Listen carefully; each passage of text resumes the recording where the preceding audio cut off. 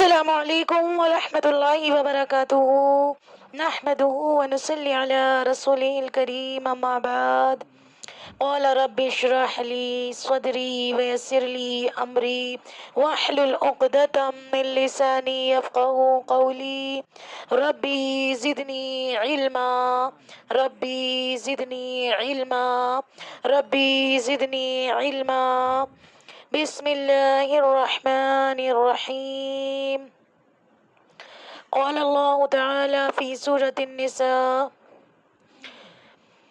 ألم تر إلى الذين قيل لهم كفوا أيديكم وأقيموا الصلاة وآتوا الزكاة فلما كتب عليهم القتال إذا فريق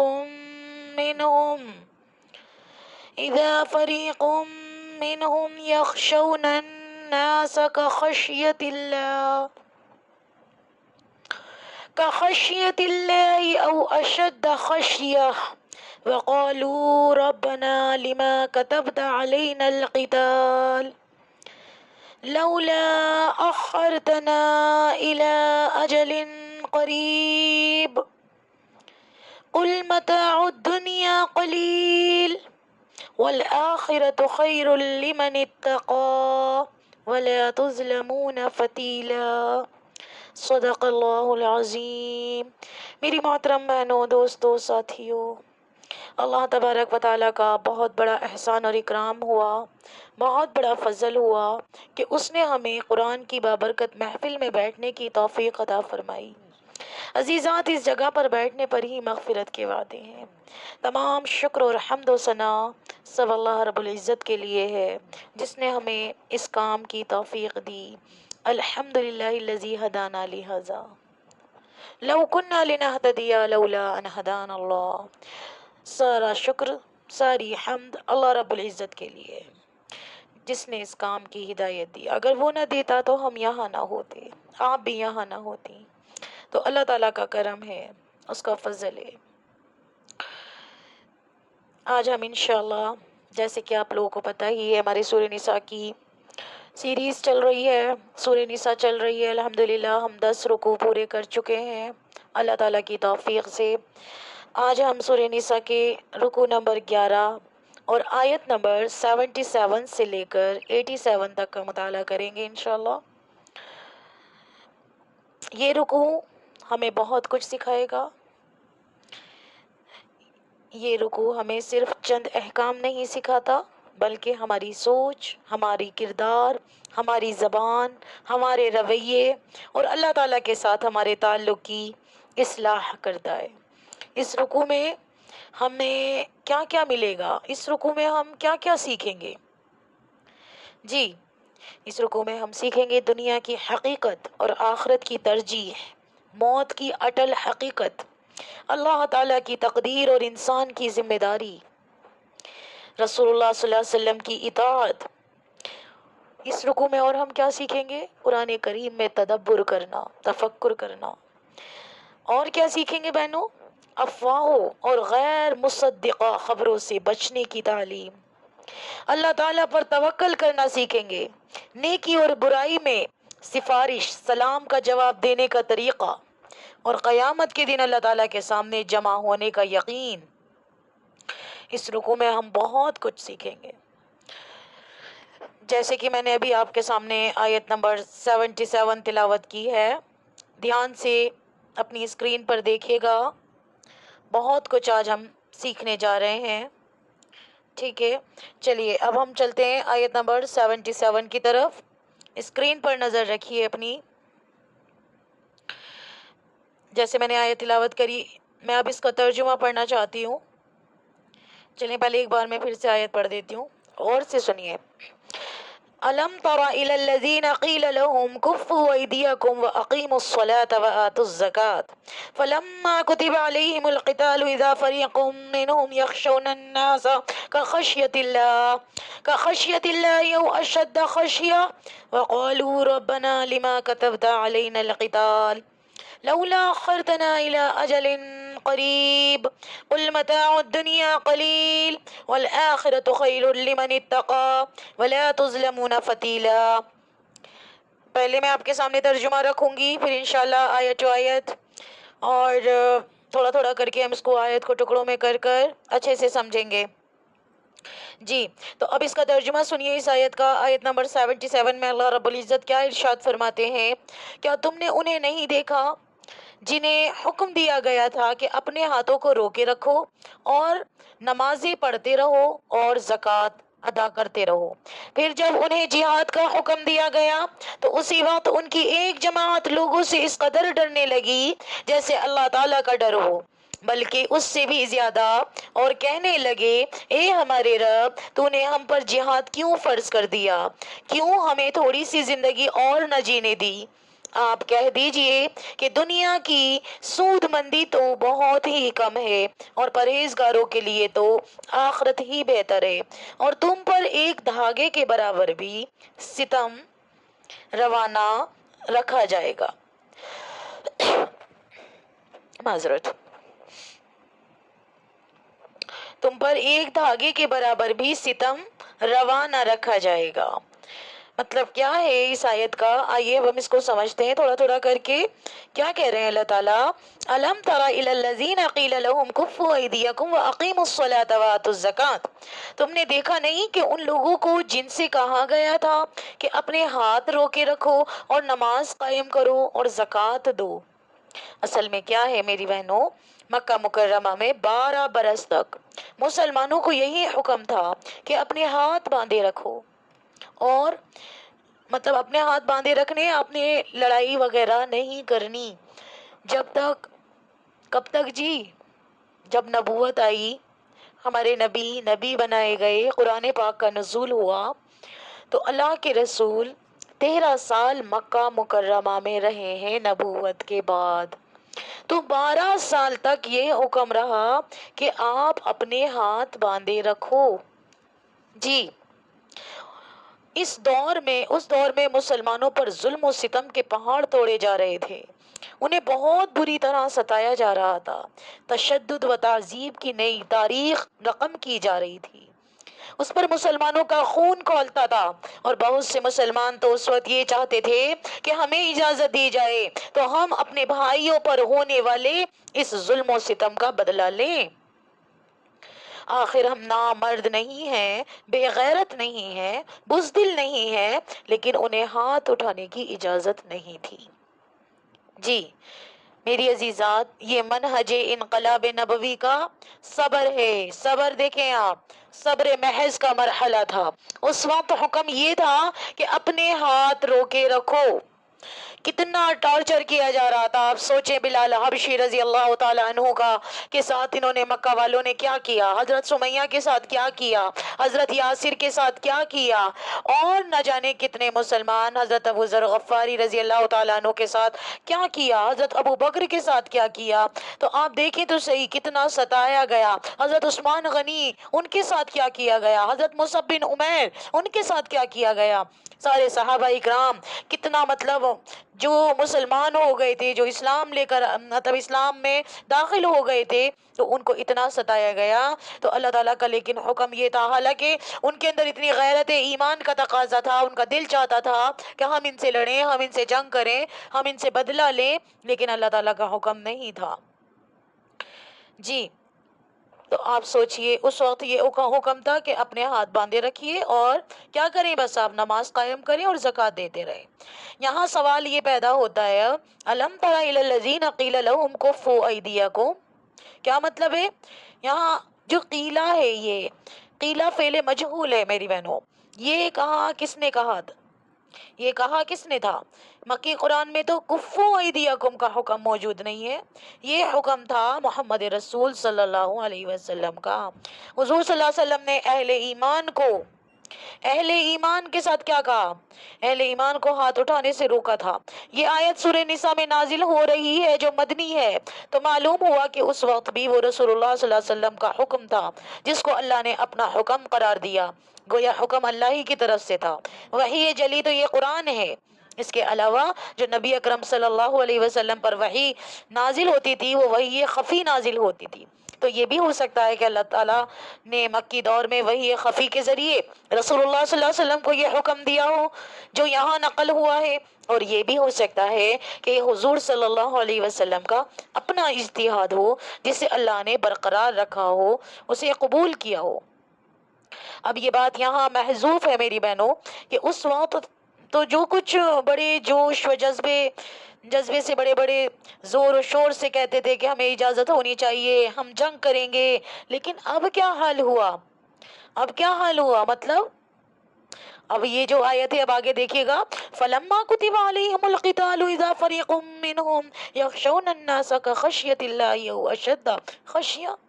تو جب ان پر جنگ فرض کر دی گئی ہے تو ان میں سے ایک فریق کا حال یہ ہے کہ وہ لوگوں سے اس طرح ڈر رہے ہیں جیسے اللہ سے ڈرنا چاہیے، بلکہ اس سے بھی زیادہ ڈر رہے ہیں۔ ظاہر بات ہے کہ یہ مکہ کے مہاجرین نہیں تھے، بلکہ یہ حال منافقین مدینہ کا تھا۔ لیکن فرق و تفاوت واضح کرنے کے لیے مکی دور کی کیفیت سے تقابل کیا گیا کہ اصل ایمان تو وہ تھا، اور یہ جو صورتحال ہے یہ کمزور ایمان اور نفاق کی علامت ہے۔ اصل ایمان تو وہ تھا، یہ جو آپ مطلب کمزوری دکھا رہے ہو، یہ صورتحال جو ہے کمزوری آ رہی ہے، تمہیں ڈر لگ رہا ہے، اب غزوہ بدر ہونا چاہتا ہے، بدر کی تیاری کے لیے تمہارا ذہن بنایا جا رہا ہے، تو ہم حالانکہ یہ بدر کے بارے میں ہم پڑھ چکے ہیں سورہ آل عمران میں، جی ہم نے وہاں پڑھا تھا، غزوہ احد کے بارے میں بھی پڑھا تھا۔ تو عزیزات اب یہ ساری چیزیں مطلب ریپیٹ ہوتی رہیں گی، ٹھیک ہے؟ تو مطلب اب یہ صورت جو دیکھ رہے ہو آپ، جیسے کہ مطلب آپ کو ڈرنا چاہیے تھا اللہ سے، ایسے آپ ان لوگوں سے ڈر رہے ہو جیسے اللہ سے ڈرنا چاہیے، تو ایسے تو آپ ان سے ڈر رہے ہو۔ جب ان پر جنگ فرض کر دی گئی تو ان میں سے ایک فریق کا یہ حال ہے۔ اب یاد رکھیے، دیکھیے جنگ کب فرض کی گئی ہے، دونوں چیزوں کو علیحدہ رکھیے۔ جنگ مکے میں ہوئی نہیں، جنگ مکے میں ہوئی نہیں، جنگ کا جو حکم آیا مطلب قتال فرض کر دیا گیا، یہ مدینے میں جا کر آیا۔ تو اب مدینے میں جو لوگ ہیں منافقین بھی ہیں، تو یہاں یہی بات بتائی جا رہی ہے کہ جب ان پر جنگ فرض کر دی گئی تو ان میں سے ایک فریق کا حال یہ ہے کہ وہ لوگوں سے اس طرح ڈر رہے ہیں جیسے اللہ سے ڈرنا چاہیے، بلکہ اس سے بھی زیادہ ڈر رہے ہیں۔ ظاہر بات ہے کہ مکہ کے مہاجرین نہیں تھے، یہ مکہ کے مہاجرین کی بات نہیں ہے جو ڈر رہے ہیں۔ مہاجرین کس کو کہتے ہیں؟ جو مکہ سے ہجرت کر کے مدینہ میں گئے، یہ وہ لوگ نہیں ڈر رہے، یہ حال منافقین مدینے کا تھا جو مدینہ میں منافقین تھے۔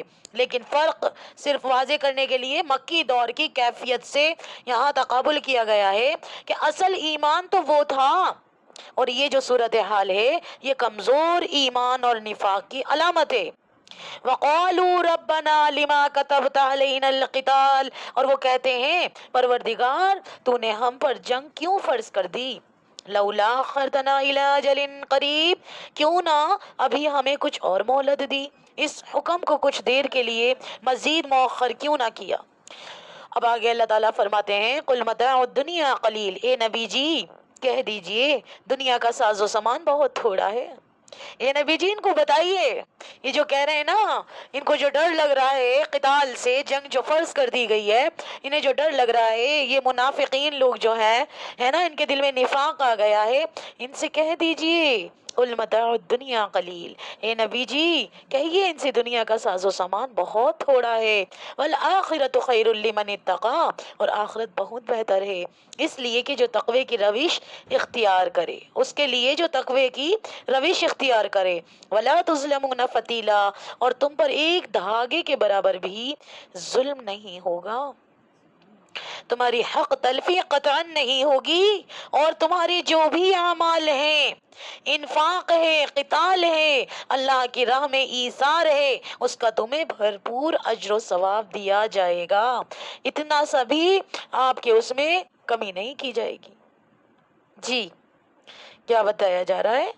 انسان یعنی اکثر دنیا کی زندگی کو بہت بڑا سمجھ لیتا ہے، حالانکہ قرآن ہمیں یاد دلاتا ہے کہ دنیا تو عارضی ہے اور آخرت دائمی ہے۔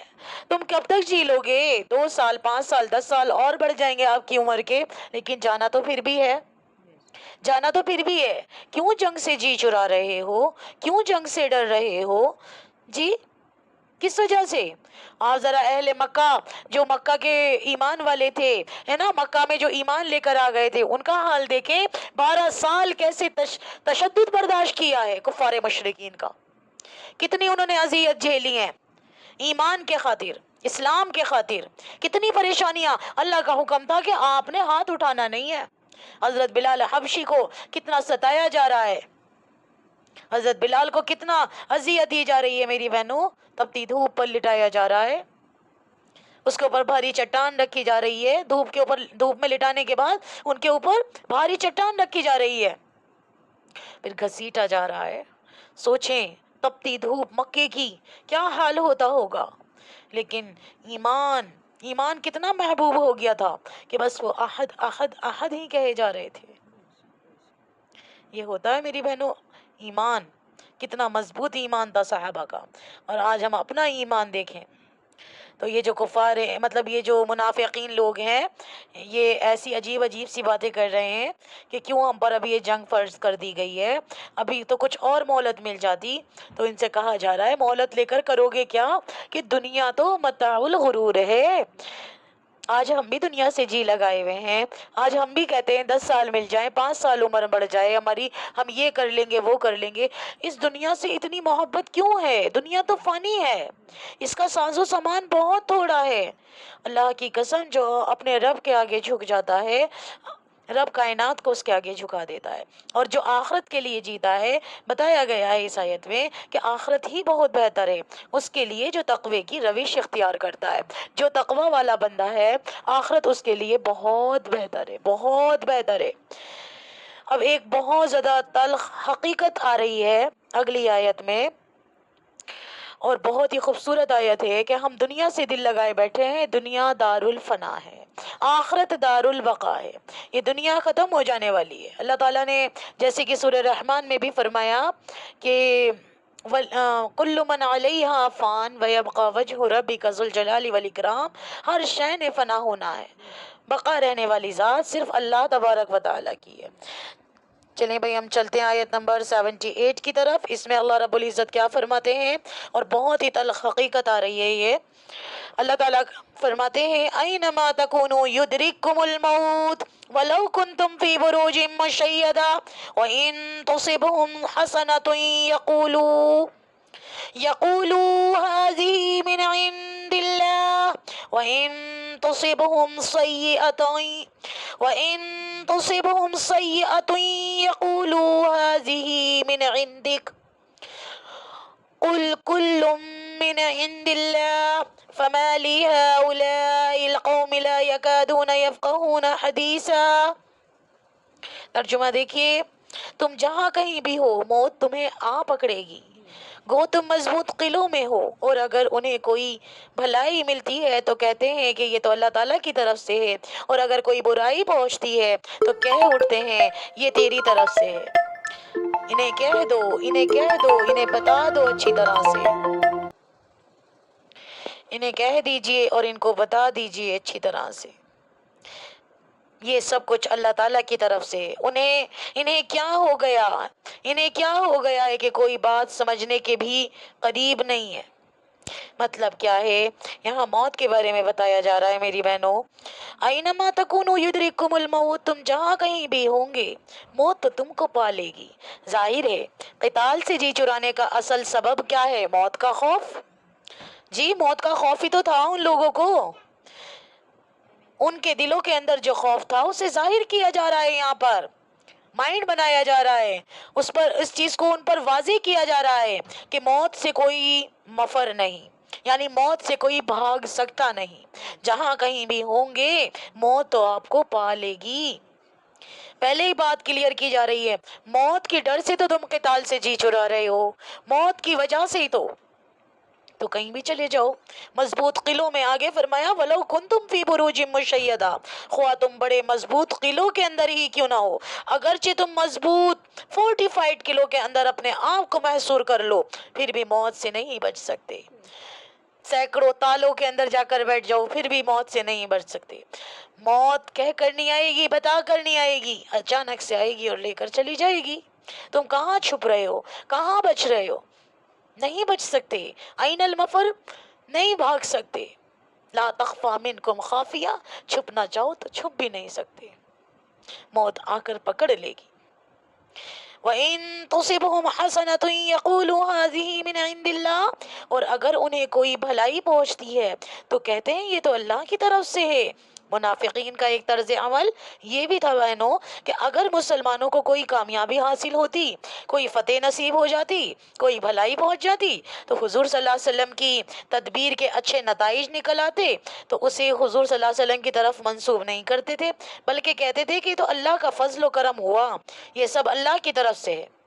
لیکن اگر کوئی مصیبت آ جاتی، وَإِن تُصِبْهُمْ سَيِّئَةٌ يَقُولُوا هَٰذِهِ مِنْ عِندِكَ، اور اگر انہیں کوئی تکلیف پہنچ جائے تو کہتے ہیں کہ اے محمد صلی اللہ علیہ وسلم یہ آپ کی وجہ سے ہے، آپ نے غلط اقدام کیا تو اس کے نتیجے میں ہم پر یہ مصیبت آ گئی، یہ آپ کا فیصلہ تھا کہ کھلے میدان میں جا کر جنگ کریں گے، ہم نے تو آپ کو مشورہ دیا تھا کہ مدینے کے اندر محصور ہو کر جنگ کریں.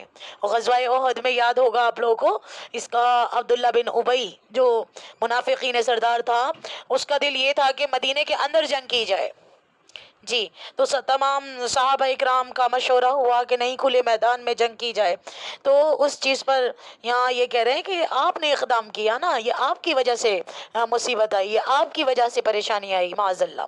قل کل من عند اللہ، اب اللہ تعالیٰ کہہ رہے ہیں کہہ دیجئے سب کچھ اللہ ہی کی طرف سے ہے. یہ سب چیزیں خیر ہو یا شر ہو، تکلیف ہو یا آسانی ہو، مشکل ہو، جو بھی صورتحال ہے، سب اللہ تعالیٰ کی طرف سے ہے. فما لهؤلاء القوم لا يكادون يفقهون حدیثا، تو ان لوگوں کو کیا، ان لوگوں کو ہو کیا گیا ہے کہ کوئی بات بھی کوئی بھی بات سمجھتے نہیں ہے، کچھ سمجھنے کو تیار نہیں ہو رہے، ہو کیا گیا ہے ان کو. جی، تو عزیزات اس آیت میں ہمیں کیا سبق مل رہا ہے، سیکھنے کے لیے کیا سمجھ میں آیا آپ کو؟ کہ ہمیں حالات کے بارے میں شکایت کرنے کے بجائے اللہ تعالیٰ کی حکمت، اپنی ذمہ داری اور اپنے اعمال کا جائزہ لینا چاہیے. ایسا نہیں ہے کہ پریشانی آ رہی ہے، اب یہ تو منافقین کا حال تھا، یہ منافقین کا حال تھا کہ جی اچھائی کوئی پہنچ رہی ہے تو کہہ رہے ہیں کہ اللہ تعالیٰ کی طرف سے ہو رہا ہے، کوئی پریشانی مصیبت آ رہی ہے تو سامنے والے کو ٹھہرا دیتے ہیں کہ آپ غلط ٹھہرا دیتے ہیں کہ آپ کی وجہ سے ایسا ہوا. تو یہ منافقین رسول اللہ صلی اللہ علیہ وسلم پر کر دیتے تھے سارا کہ آپ کی وجہ سے یہ ہوا ہے، آپ نے یہ اقدام اٹھایا ہے. تو یہ چیز بالکل غلط ہے. اور کیا چیز سیکھنے کو مل رہی ہے اس میں کہ آپ لوگ، میں ہوں یا آپ ہیں، میں سبھی سے بات کر رہی ہوں، ہم سوچتے ہیں کہ ہمیں ابھی موت نہیں آئے گی اور ہم گناہ دن پر دن گناہ کر رہے ہیں، اتنے بڑے بڑے جرم کر لیتے ہیں، کسی کا حق دبا لیتے ہیں، کسی کو تکلیف دے دیتے ہیں، کسی پر ظلم کر دیتے ہیں، اور بہت سارے گناہ بے پردگی کر لیتے ہیں، نامحرموں کے آگے آ کر بالکل ایسے بیٹھ جاتے ہیں جیسے کوئی پردے کا حکم ہی نہیں. تو عزیزات ہم سوچتے ہیں کیا موت ہمیں نہیں آئے گی؟ موت اس وقت بھی آ سکتی ہے جہاں آپ گناہ کر رہے ہیں، موت اس وقت بھی آ سکتی ہے جب آپ بے پردگی کر رہے ہیں، موت اس وقت بھی آ سکتی ہے جب آپ ظلم کر رہے ہیں، موت اس وقت بھی آ سکتی ہے جب آپ ناچ گانوں میں لگے ہوئے ہیں. موت کہہ کر نہیں آتی، بتا کر نہیں آتی، اچانک سے آتی ہے میری بہنوں اور لے کر چلی جاتی ہے.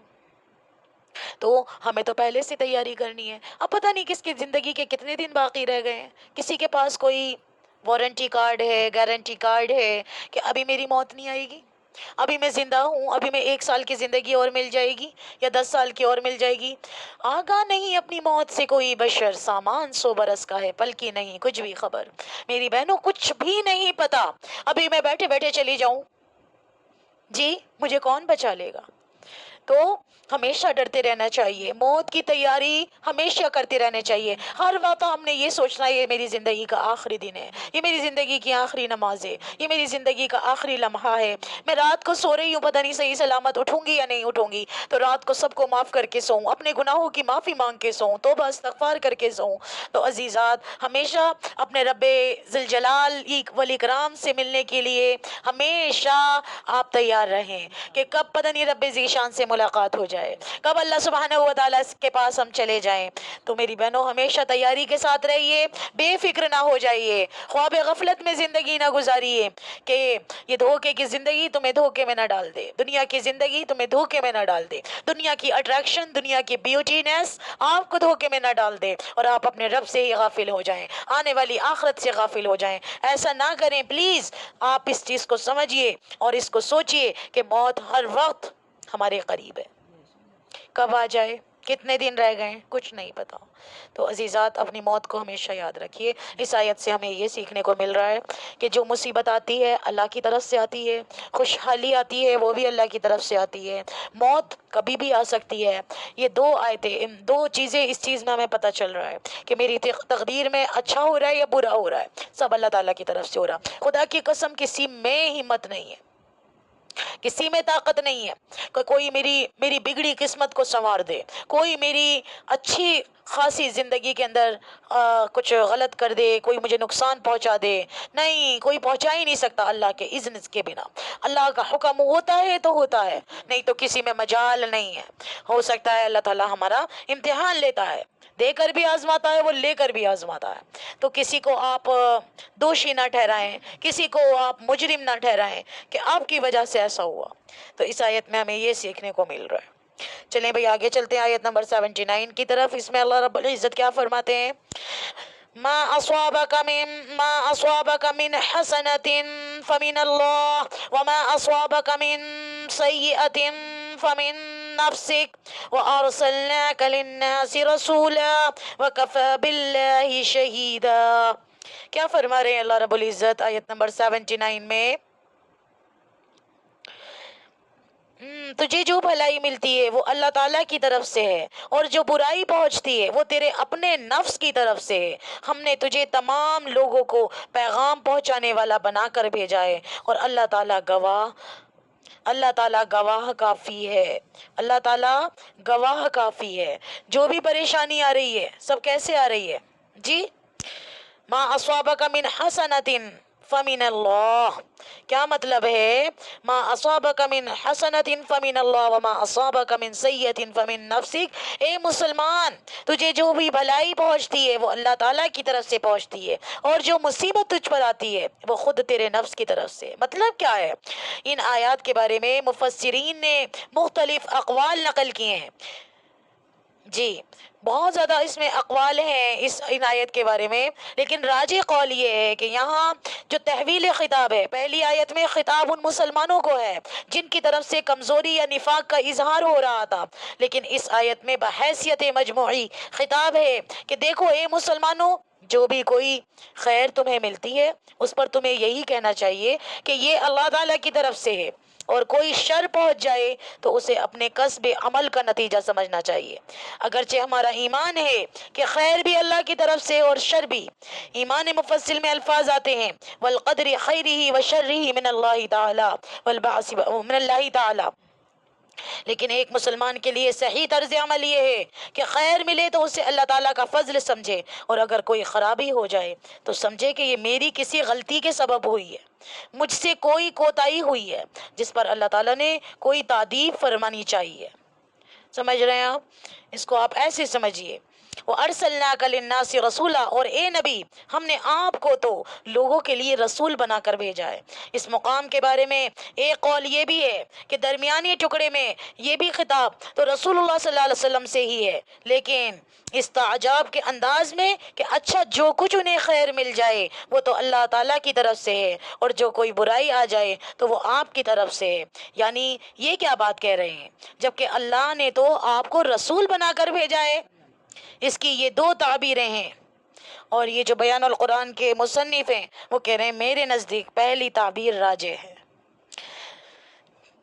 پہلی تعبیر ہی راجح ہے۔ تو میری عزیزات، اس میں ہمیں مطلب دونوں طرح سے سمجھنا ہے کہ دیکھو خیر پہنچ رہی ہے تو بھی اللہ تعالیٰ کی طرف سے، شر پہنچ رہا ہے تو بھی، یعنی بھلائی مل رہی ہے تو بھی اللہ تعالیٰ کی طرف سے، برائی مل رہی ہے تو بھی اللہ تعالیٰ کی طرف سے، کیونکہ ہم ایمان مفصل میں پڑھ کر آئے، کیا پڑھ کر آئے ہیں؟ یہ پڑھا ہے ہم نے والقدر خیری و شرری من اللہ تعالیٰ، کہ خیر اور شر سب اللہ تعالیٰ کی طرف سے۔ لیکن انسان کو اتنا ضرور سوچنا چاہیے کہ جو میرے ساتھ غلط ہوا ہے، ہو سکتا ہے یہ اللہ تعالیٰ نے مجھے کسی چیز کی وہ دی ہے، سزا ملی ہے مجھے کسی چیز کی، میں کوئی گناہ کر رہی ہوں، میں شاید توبہ کر لوں ہے، میں اپنے اللہ تعالیٰ کے آگے جھک جاؤں، تو اس چیز کے بارے میں آپ سوچیں کہ ہمیں اپنی کامیابی پر غور نہیں کرنا چاہیے، کیونکہ ہر نعمت اللہ کا فضل ہوتا ہے۔ اب ہمارے پر فضل ہے بھئی، اللہ نے ہمیں، چلو ہم مثال کے طور پر کہ بھئی میرے پاس بہت ساری اولادیں ہیں، میرا گھر بار ہے، عزت ہے، دولت ہے، شہرت ہے، اور نیم فیم سب کچھ ملا ہوا ہے نا، میں سوچوں یہ تو سب میری محنت کی وجہ سے ہو رہا ہے، نہیں، اس میں میرا کوئی کمال نہیں ہے، سارا فضل، سارا کرم اللہ رب العزت کی طرف سے۔ کوئی بھی انسان سوچ لیتا ہے، وہ جیسے وہ قارون تھا، قارون کے پاس بہت ساری دولت تھی، اور موسیٰ علیہ السلام آئے کہ بھئی چلو اپنے مال کی زکوٰۃ دو، تو اللہ تعالیٰ کا اس میں وہ ہے، حق ہے آپ کے مال پر، آپ اس میں اللہ کے راستے میں دیجئے، تو اس نے کہا یہ کوئی مجھے اللہ نے نہیں دیا، یہ تو میں نے اپنے اس سے حاصل کیا ہے، تو میرے باپ داداؤں کے اس سے ملا ہے، یہ تو ہماری اپنی کمائی ہے، اس طرح سے اس نے بات کری کچھ۔ تو مطلب یہ نہیں سوچنا چاہیے، اگر ہمیں فضل مل رہا ہے تو وہ بھی اللہ تعالیٰ کی طرف سے، نعمت جو بھی ملی ہے اللہ کی طرف سے ملی ہے، اس میں ہمارا کوئی کمال نہیں ہے۔ آج ہم آپ سے بات کر رہے ہیں کہ میں اس میں یہ سوچوں کہ میرے کو بات کرنی آتی ہے اور کسی کو نہیں آتی، تو یہ میرا کوئی کمال کی بات نہیں ہے، یہ تو فضل اللہ تعالیٰ کی طرف سے ہے، اللہ جس سے کام لے لے، اللہ جس سے کام لے لے۔ آپ یہاں بیٹھے ہیں تو آپ دوسروں پر جا کر ایک طرح سے دھوس جمانے لگے کہ ہم تو قرآن کی محفل سے آئے ہیں، ہم تو قرآن سیکھ رہے ہیں، ہم تو یہ ہیں، اور تم دیکھو اپنا ٹائم برباد کر رہے ہو، یہ کر رہے ہو، اس طرح سے ہم ایک ٹونٹنگ وے میں بولیں، اگر ٹونٹنگ والے انداز میں، کرٹیسائز والے انداز میں، تو عزیزات اس میں آپ کا بھی کوئی کمال نہیں ہے کہ آپ یہاں بیٹھی ہیں، یہ اللہ کا فضل ہے ہمارے اوپر، اللہ کا کرم ہے جس نے ہمیں قرآن کی بابرکت محفل میں بیٹھنے کی توفیق عطا فرمائی کہ ہم اس میں غور و فکر کر رہے ہیں۔ تو ہمیں کوئی غرور نہیں کرنا چاہیے، کوئی گھمنڈ نہیں کرنا چاہیے، اور اپنی غلطیوں کا الزام دوسروں پر ڈالنے کے بجائے اپنا محاسبہ کرنا چاہیے کہ ہم کر کیا رہے ہیں، یہ ہمارے ساتھ ہوا کیوں ہے، یہ ہمارے ساتھ غلط ہوا کیوں ہے، کیا میں نے کوئی خطا کری، کیا میں نے کوئی اللہ تعالیٰ کا حکم توڑا، اور اگر مجھے لگ رہا ہے کہ بظاہر تو میں نے ایسا کچھ نہیں کرا، تو بھی اللہ تعالیٰ کی طرف سے ہے، برائی شر کچھ بھی پہنچ رہی ہے آپ کو اللہ تعالیٰ کی طرف سے، اور اگر آپ نے کوئی غلطی کری ہے وہ تو آپ پہچان ہی لیں گے کہ میں نے کیا اللہ تعالیٰ کے احکامات کو توڑا ہے، خود پتہ چل جاتا ہے انسان کتنا پانی میں ہوتا ہے۔ جی دوبارہ سے اس آیت کا آپ ترجمہ دیکھیے گا، ما اصابک من حسنۃ فمن اللہ، تجھے جو بھلائی ملتی ہے وہ اللہ تعالیٰ کی طرف سے ہے، وما اصابک من سیئۃ فمن نفسک، اور جو برائی پہنچتی ہے وہ تیرے اپنے نفس کی طرف سے ہے، وارسلناک للناس رسولا، ہم نے تجھے تمام لوگوں کو پیغام پہنچانے والا بنا کر بھیجا ہے، وکفی باللہ شہیدا، اور اللہ تعالیٰ گواہ کافی ہے، اللہ تعالیٰ گواہ کافی ہے، اللہ ہی ہمارے اوپر گواہ ہے، وہ سب جانتا ہے، اس کو سب پتا ہے ہم کر کیا رہے ہیں، اس کو سب علم ہے میری بہنوں، اس کو سب کچھ پتا ہے، وَكَفَى بِاللَّهِ شَهِيدًا، وہ اللہ تعالیٰ کافی اور گواہ ہے۔ سوچیں جس کا گواہ اللہ ہو اس سے کوئی چیز چھپ سکتی ہے؟ بندوں سے تو ہم چھپا لیتے ہیں، جھوٹے گواہ کھڑا کر لیتے ہیں، لیکن جس کے گواہ اللہ تعالیٰ ہو، اللہ سے تو کوئی چیز مخفی نہیں ہے، اللہ تعالیٰ تو سب جانتے ہیں۔ چلیں بھائی چلتے ہیں آگے آیت نمبر 80 پر، اس میں اللہ تعالیٰ کیا فرماتے ہیں؟ من يطيع الرسول فقد اطاع الله ومن تولى فما ارسلناك عليهم حفيظا، اس رسول صلی اللہ علیہ وسلم کی جو اطاعت کرے اسی نے اللہ تعالیٰ کی فرما برداری کی، اور جو منہ پھیر لے تو ہم نے آپ کو کچھ ان پر نگہبان بنا کر نہیں بھیجا ہے۔ کتنی خوبصورت اور پیاری آیت ہے، کیسے اللہ تعالیٰ ہماری رہنمائی فرما رہے ہیں کہ جس نے اطاعت کی رسول اللہ صلی اللہ علیہ وسلم کی، اس نے اطاعت کی اصل میں اللہ کی۔ یہ ٹکڑا بہت زیادہ اہم ہے، اس لیے کہ یہ دو ٹوک انداز میں واضح کر رہا ہے کہ رسول صلی اللہ علیہ وسلم کی اطاعت در حقیقت اللہ کی اطاعت ہے۔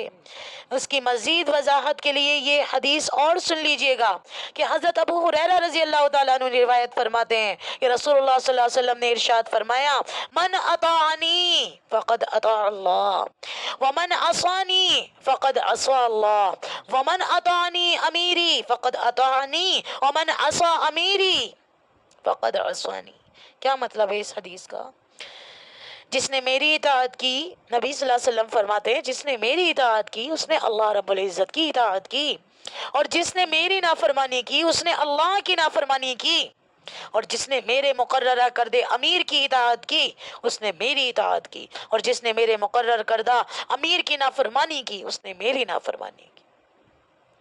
رسول اللہ صلی اللہ علیہ وسلم کی ساری جد و جہد جماعتی نظم کے تحت ہو رہی تھی میری عزیزہ۔ جہاد و قتال کے لیے فوج تیار ہوتی تو اس میں اوپر سے نیچے تک سمع و طاعت کی ایک زنجیر بنتی چلی جاتی۔ رسول اللہ صلی اللہ علیہ وسلم کمانڈر تھے، کمانڈران چیف تھے، آپ لشکر کے ذمہ دار تھے جی۔ تو مطلب آپ دیکھیں کس طرح سے اطاعت چلی آ رہی تھی، اور سارے صحابہ دل کے ساتھ پورے دل کے ساتھ اطاعت کرتے تھے۔ ہر اول دستے پر الگ الگ کمانڈر مقرر فرماتے تھے اللہ کے رسول، ان کی اطاعت ہوتی تھی۔ ان امراء کے بارے میں آپ نے فرمایا، جس نے میرے مقررہ کردے، میرا مقرر کیا ہوا امیر کی اطاعت کی اس نے میری اطاعت کی، اور جس نے میرے مقرر کردہ امیر کی نافرمانی کی اس نے میری نافرمانی کی جی۔ وَمَن تَوَلَّى فَمَا أَرْسَلْنَاكَ عَلَيْهِمْ حَفِيظًا، اور جس نے روگردانی کی تو ہم نے آپ کو ان پر نگران بنا کر نہیں بھیجا۔ اے نبی جی صلی اللہ علیہ وسلم، ہم نے آپ کو ان پر داروغہ مقرر نہیں کیا، اپنے طرز عمل کے یہ خود ذمہ دار اور جواب دہ ہیں، اور اللہ تعالیٰ کے حضور پیش ہو کر یہ اس کے محاسبے کا خود سامنا کر لیں گے۔ کیسے سامنا کریں گے؟ اگر انہوں نے غلط کیا، اچھا کیا تو بھی، اور اچھا کیا تو خود ذمہ دار ہیں جی ہر چیز کے۔ مطلب آپ کے ذمہ زبردستی نہیں ہے، آپ ان پر داروغہ بنا کر نہیں بھیجے گئے، یہ خود ذمہ دار ہیں جواب دہی کے۔ تو میری عزیزات، ہمیں یہ سوچنا ہے کہ اسلام میں رسول اللہ صلی اللہ علیہ وسلم کی اطاعت کوئی الگ چیز نہیں ہے، بلکہ اللہ تعالیٰ کی اطاعت کا ہی حصہ ہے۔ اس لیے قرآن کو ماننے کے ساتھ ساتھ ہمیں سنت رسول صلی اللہ علیہ وسلم کو بھی اپنی زندگی میں اپنانا ہوگا۔ اور یہ جو منافقین لوگ تھے، ان پر یہ سب سے زیادہ گرا گزرتا تھا رسول اللہ کی اطاعت کرنا۔ مطلب یہ سر تو جھکا لیتے تھے، نماز تو یہ لوگ پڑھ لیتے تھے، لیکن انہیں سب سے زیادہ عجیب لگتا تھا رسول اللہ صلی اللہ علیہ وسلم کی اتباع کرنا، رسول اللہ صلی اللہ علیہ وسلم کی اطاعت کرنا۔ دوبارہ سے ترجمہ دیکھیے، رسول اللہ صلی اللہ علیہ وسلم، اس رسول صلی اللہ علیہ وسلم کی جو اطاعت کرے اس نے اللہ کی اطاعت کی، فرما برداری کی، اور جو منہ پھیر لے تو ہم نے آپ کو کچھ ان پر نگراں بنا کر نہیں بھیجا۔ اب ہم ذرا اس کو اپنی زندگی سے کنیکٹ کریں اس آیت کو، کہ ہم نماز تو پڑھتے ہیں کہ اللہ کا حکم ہے، رسول اللہ کی بھی اطاعت کرتے ہیں، رسول اللہ صلی اللہ علیہ وسلم نے ہمیں کیسی زندگی جینے کو بتایا جی، ہم کتنا اللہ اس کے رسول کا کہنا مانتے ہیں۔ رسول اللہ نے ہمیں، آپ کی سیرت ہمیں دیکھنے کو ملتی ہے، نبی صلی اللہ علیہ وسلم جیسا چہرہ ہم بناتے ہیں، ہمارے بھائی لوگ بناتے ہیں؟ نہیں بناتے جی۔ ہماری رسول اللہ کی ازواج مطہرات کیسے رہا کرتی تھیں؟ کیا ہم ایسے رہتے ہیں؟ نہیں رہتے۔ تو ہم تو رسول اللہ کی کوئی بھی بات کو فالو نہیں کر رہے۔ کیا ہم اس طریقے سے سوتے ہیں؟ کیا ہمارے دل کے اندر وہ جذبے اٹھتے ہیں؟ اگر کوئی قیمتی چیز ٹوٹ جائے تو دل پریشان ہو جاتا ہے۔ آج رسول اللہ صلی اللہ علیہ وسلم کا دین ایسا ہے کہ مطلب سب نے پسے پشت ڈال رکھا ہے۔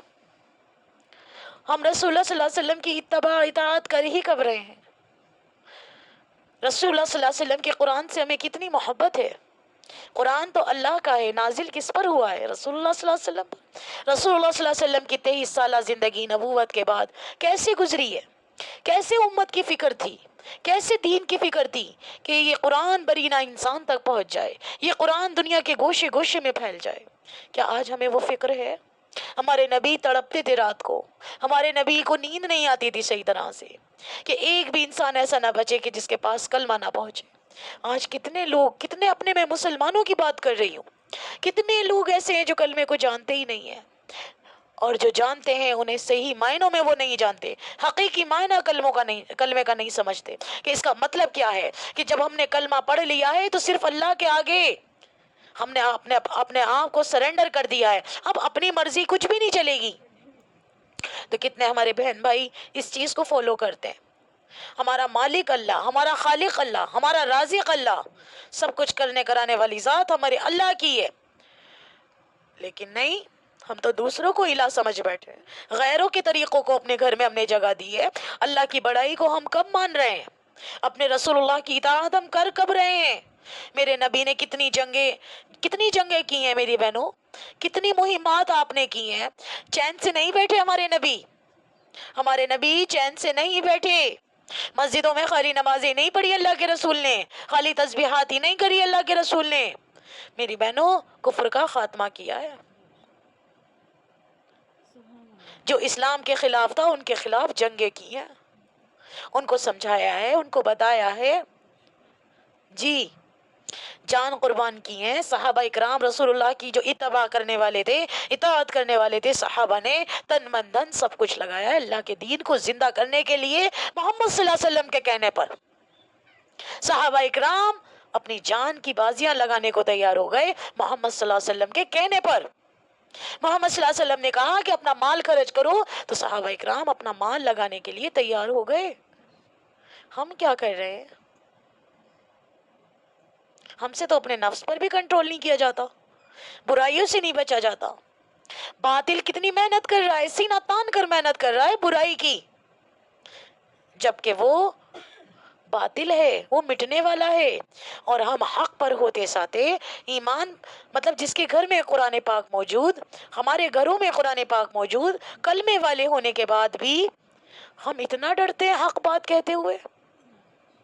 ہم سے منہ کھول کر نہیں کہا جاتا کہ آپ بہنوں کا حق دبا رہے ہو تو آپ مجرم ہو، آپ ظلم کر رہے ہو، آپ غلط کام کر رہے ہو۔ ڈر لگتا ہے حق بولتے ہوئے۔ ہمارے نبی نے حق نہیں چھپایا، سچ نہیں چھپایا، عدل سے فیصلہ کیا ہے، انصاف سے فیصلہ کیا ہے۔ آج ہم حق کے لیے کوئی بھی بولنے کو تیار نہیں، ڈر لگتا ہے رشتہ دار ناراض ہو جائیں گے، برادری روٹ جائے گی، محلے پڑوس والے ناراض ہو جائیں گے، دوستانہ یارانہ ختم ہو جائے گا اگر حق بات بول دیں گے۔ شرم کریں ہم لوگ، ہم کس نبی کی امت میں ہیں، کس نبی کی ہم لوگ امت ہیں؟ ہمارے نبی کے اندر غیرت تھی، خودداری تھی، آج ہماری خودداری کا تو جنازہ نکل گیا ہے۔ اللہ تعالیٰ ہمیں عمل کرنے والا بنائے، صحیح معنوں میں اطاعت کرنے والا بنائے۔ جو رسول کی اطاعت کرے گا تو سمجھ لینا اسی نے اللہ کی اطاعت کی، جو رسول اللہ کی اطاعت نہیں کرتا سمجھو اللہ کی بھی اطاعت نہیں کر رہا ہے۔ چلیں بھئی آگے چلتے ہیں آیت نمبر 81 کی طرف۔ 81 آیت میں اللہ تعالیٰ کیا فرماتے ہیں؟ وَيَقُولُونَ طَاعَةٌ فَإِذَا بَرَزُوا مِنْ عِنْدِكَ بَيَّتَ طَائِفَةٌ مِّنْهُمْ غَيْرَ الَّذِي تَقُولُ وَاللَّهُ يَكْتُبُ مَا يُبَيِّتُونَ فَأَعْرِضْ عَنْهُمْ وَتَوَكَّلْ عَلَى اللَّهِ وَكَفَى بِاللَّهِ وَكِيلًا۔ ترجمہ دیکھیے، اسکرین پر دیکھیے اچھے سے۔ یہ کہتے ہیں کہ اطاعت ہے، پھر جب آپ کے پاس سے اٹھ کر باہر نکلتے ہیں تو ان میں سے ایک جماعت جو بات آپ نے یا اس نے کہی ہے اس کے خلاف راتوں کو مشورہ کرتے ہیں، ان کی راتوں کی بات چیت اللہ لکھ رہا ہے، تو آپ ان سے منہ پھیر لیں اور اللہ پر بھروسہ رکھیں، اللہ تعالیٰ کافی ہے، کار ساز ہے۔ کیا مطلب ہے میری بہنوں؟ اور سے سنیے، وَيَقُولُونَ طَاعَةٌ، اور کہتے ہیں کہ سر تسلیم خم ہے۔ مطلب جو منافقین ہوتے ہیں، ان منافقوں کا حال یہ ہے کہ آپ کے سامنے تو کہتے ہیں کہ ہم مطیع فرما بردار ہیں، ہم مطیع فرمان ہیں، آپ نے جو فرمایا ہم نے قبول کیا، اس پر ہم عمل کریں گے۔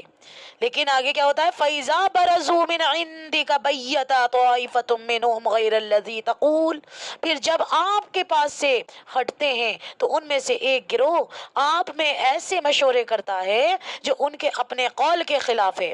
آپ کے سامنے اطاعت کا اقرار کرتے ہیں لیکن بعد میں جا کر ریشہ دوانیاں اور سازشیں شروع کر دیتے ہیں۔ واللہ یکتب ما یبیتون، اور اللہ تو لکھ رہا ہے جو بھی وہ مشورہ کرتے ہیں۔ فاعرض عنہم، تو اے نبی آپ صلی اللہ علیہ وسلم آپ ان سے چشم پوشی کیجئے، آپ ان کی پرواہ نہ کیجئے، یہ آپ کو کوئی نقصان نہیں پہنچا سکیں گے۔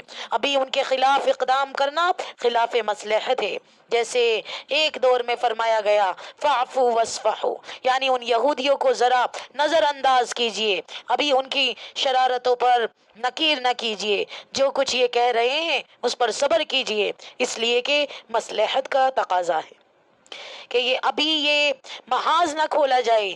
اسی طرح یہاں منافقین کے بارے میں یہاں کہا گیا ہے کہ ابھی ان سے اعراض کیجئے، ابھی ان باتوں سے منہ موڑ لیجئے۔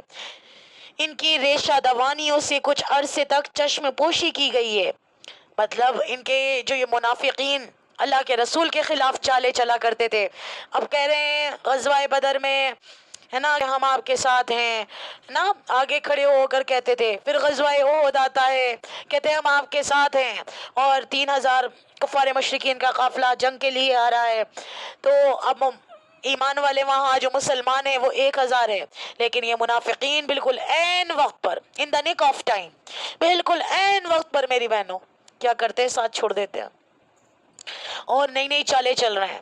ابھی تو تمہارے سامنے تو مطلب ان کا منافقین کا یہ حال تھا، مسجد میں یہ عبداللہ بن ابی سب سے پہلی صف میں جا کے کھڑا ہوتا تھا، کہتا تھا آؤ لوگو آؤ محمد صلی اللہ علیہ وسلم کے پیچھے آؤ، نماز پڑھتے ہیں، آؤ ذرا ان کا خطبہ سنتے ہیں، آؤ ذرا آج محمد صلی اللہ علیہ وسلم کیا خطاب کر رہے ہیں سنتے ہیں۔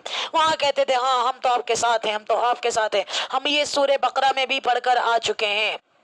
وَمِنَ النَّاسِ مَن يَقُولُ آمَنَّا بِاللَّهِ وَبِالْيَوْمِ الْآخِرِ وَمَا هُمْ بِمُؤْمِنِينَ، لوگوں میں سے کچھ ایسے ہیں وہ کہتے ہیں کہ ہم تو ایمان لے کر آ گئے اللہ پر، یوم آخرت پر، لیکن اللہ تعالیٰ تو جانتا ہے یہ ہرگز ایمان نہیں لائے۔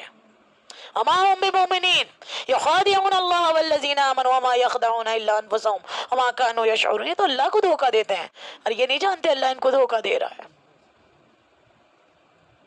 یہ اس بات کا شعور ہی نہیں رکھتے۔ فی قلوبہم مرض فزادہم اللہ مرضا ولہم عذاب علیم بما کانوا یکذبون۔ سورہ بقرہ میں ہم پڑھ کر آئے تھے نا، ان کے دلوں میں اللہ نے روگ ڈال دیا، اللہ تعالیٰ نے ان کے دلوں میں نفاق کا بیج بو دیا، ان کے دلوں میں ایک روگ ہے، انہیں بیماری ہے، بسبب اس کے کہ یہ جھوٹ بولا کرتے تھے، یہ جھوٹ بولا کرتے تھے۔ آج رسول اللہ کی محفل میں کہتے ہیں ہم تمہارے ساتھ ہیں، اور پیچھے پھر مذاق بناتے ہیں اسلام کا۔ اللہ ان کو ان کی گمراہی میں لے کر جا رہا ہے۔ تو اللہ کے رسول سے کہا گیا ابھی ذرا آپ، مصلحت کا تقاضا ہے، ابھی آپ غزوہ احد سے آئے ہیں، ابھی انہوں نے آپ کے ساتھ یہ کرا ایسا کرا، کچھ مت بولیے، ابھی آپ بالکل دیکھتے رہیے، صبر کریے، صبر و تحمل کے ساتھ، ابھی آپ نے بہت سارے اقدامات کرنے ہیں، آپ نے بہت سارے اسٹیپس لینے ہیں، بہت سارے قدم اٹھانے ہیں، ابھی وہ یہود کے قبائل ہیں، بنو قینقاع سے نمٹنا ہے، بنو قریظہ سے نمٹنا ہے، بنو نذیر سے نمٹنا ہے، یہ بہت سارے کام ہیں، ان کی پول کھل جائے گی، سب کے سامنے آیا ہو جائیں گے کون منافق ہیں، کون اسلام، یہ کہتے تو ہیں کہ ہم مسلمان ہیں لیکن ان کے اندر نفاق ہے۔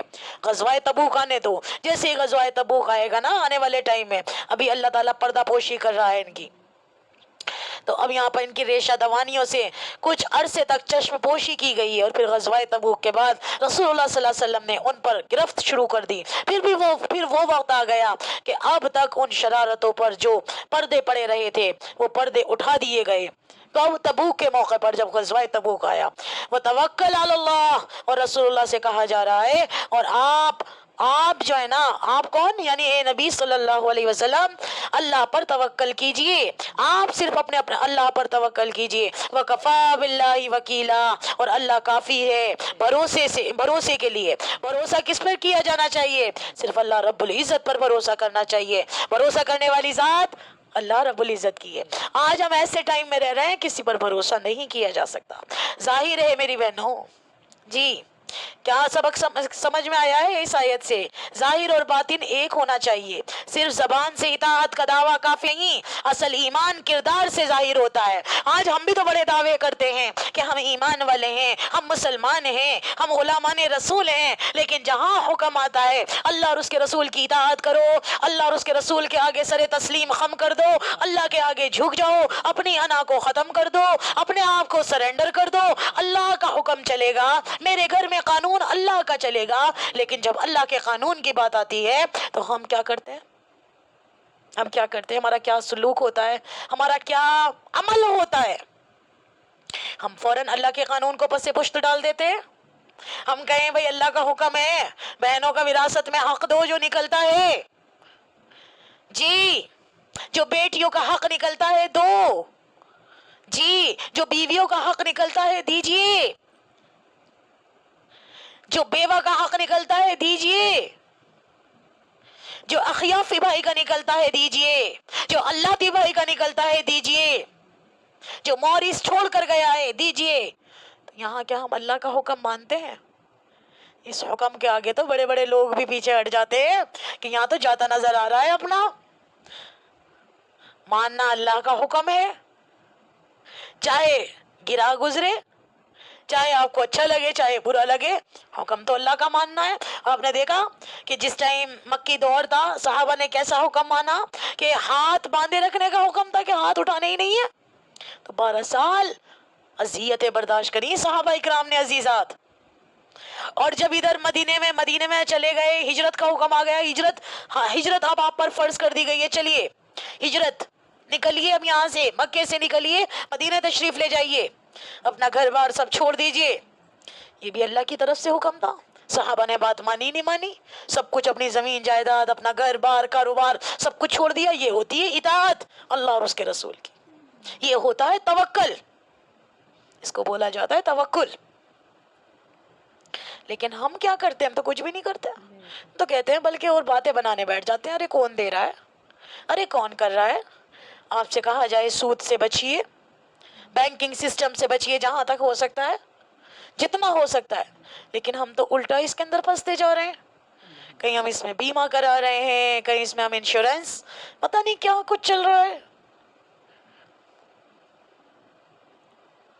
اللہ کا حکم پامال ہو رہا ہے ہر طرح سے، پردے کا حکم ہے، ہم سے تو کرا ہی نہیں جاتا جی۔ اجی ہمارے گھر مہمان نہیں آنے کے، پھر تو اجی وہ کہہ رہے ہیں، ہمارے بہنوئی کہہ رہے ہیں، ہمارے نندوئی کہہ رہے ہیں، ہمارے جیٹھ جی کہہ رہے ہیں، ہمارے دیور جی کہہ رہے ہیں پردہ کر کے بیٹھو گے تو تمہارے گھر کون آئے گا۔ عجیب واہیات باتیں کر رہے ہو یار آپ لوگ، کیسی باتیں کر رہے ہو؟ مرد مرد سے بات کرے، عورت عورت سے بات کرے، جیٹھ دیور یہ جو نندوئی ہے یا جی یہ بہنوئی ہے، آپ ان سے بات کرنے کے لیے بنی ہے کیا؟ مرد کہاں چلے گئے ہمارے؟ مرد مردوں سے بات کریں، عورتیں عورتیں سے بات کریں۔ آپ کو پتا ہے باپ بیٹی کے بیچ میں تیسرا شیطان ہوتا ہے؟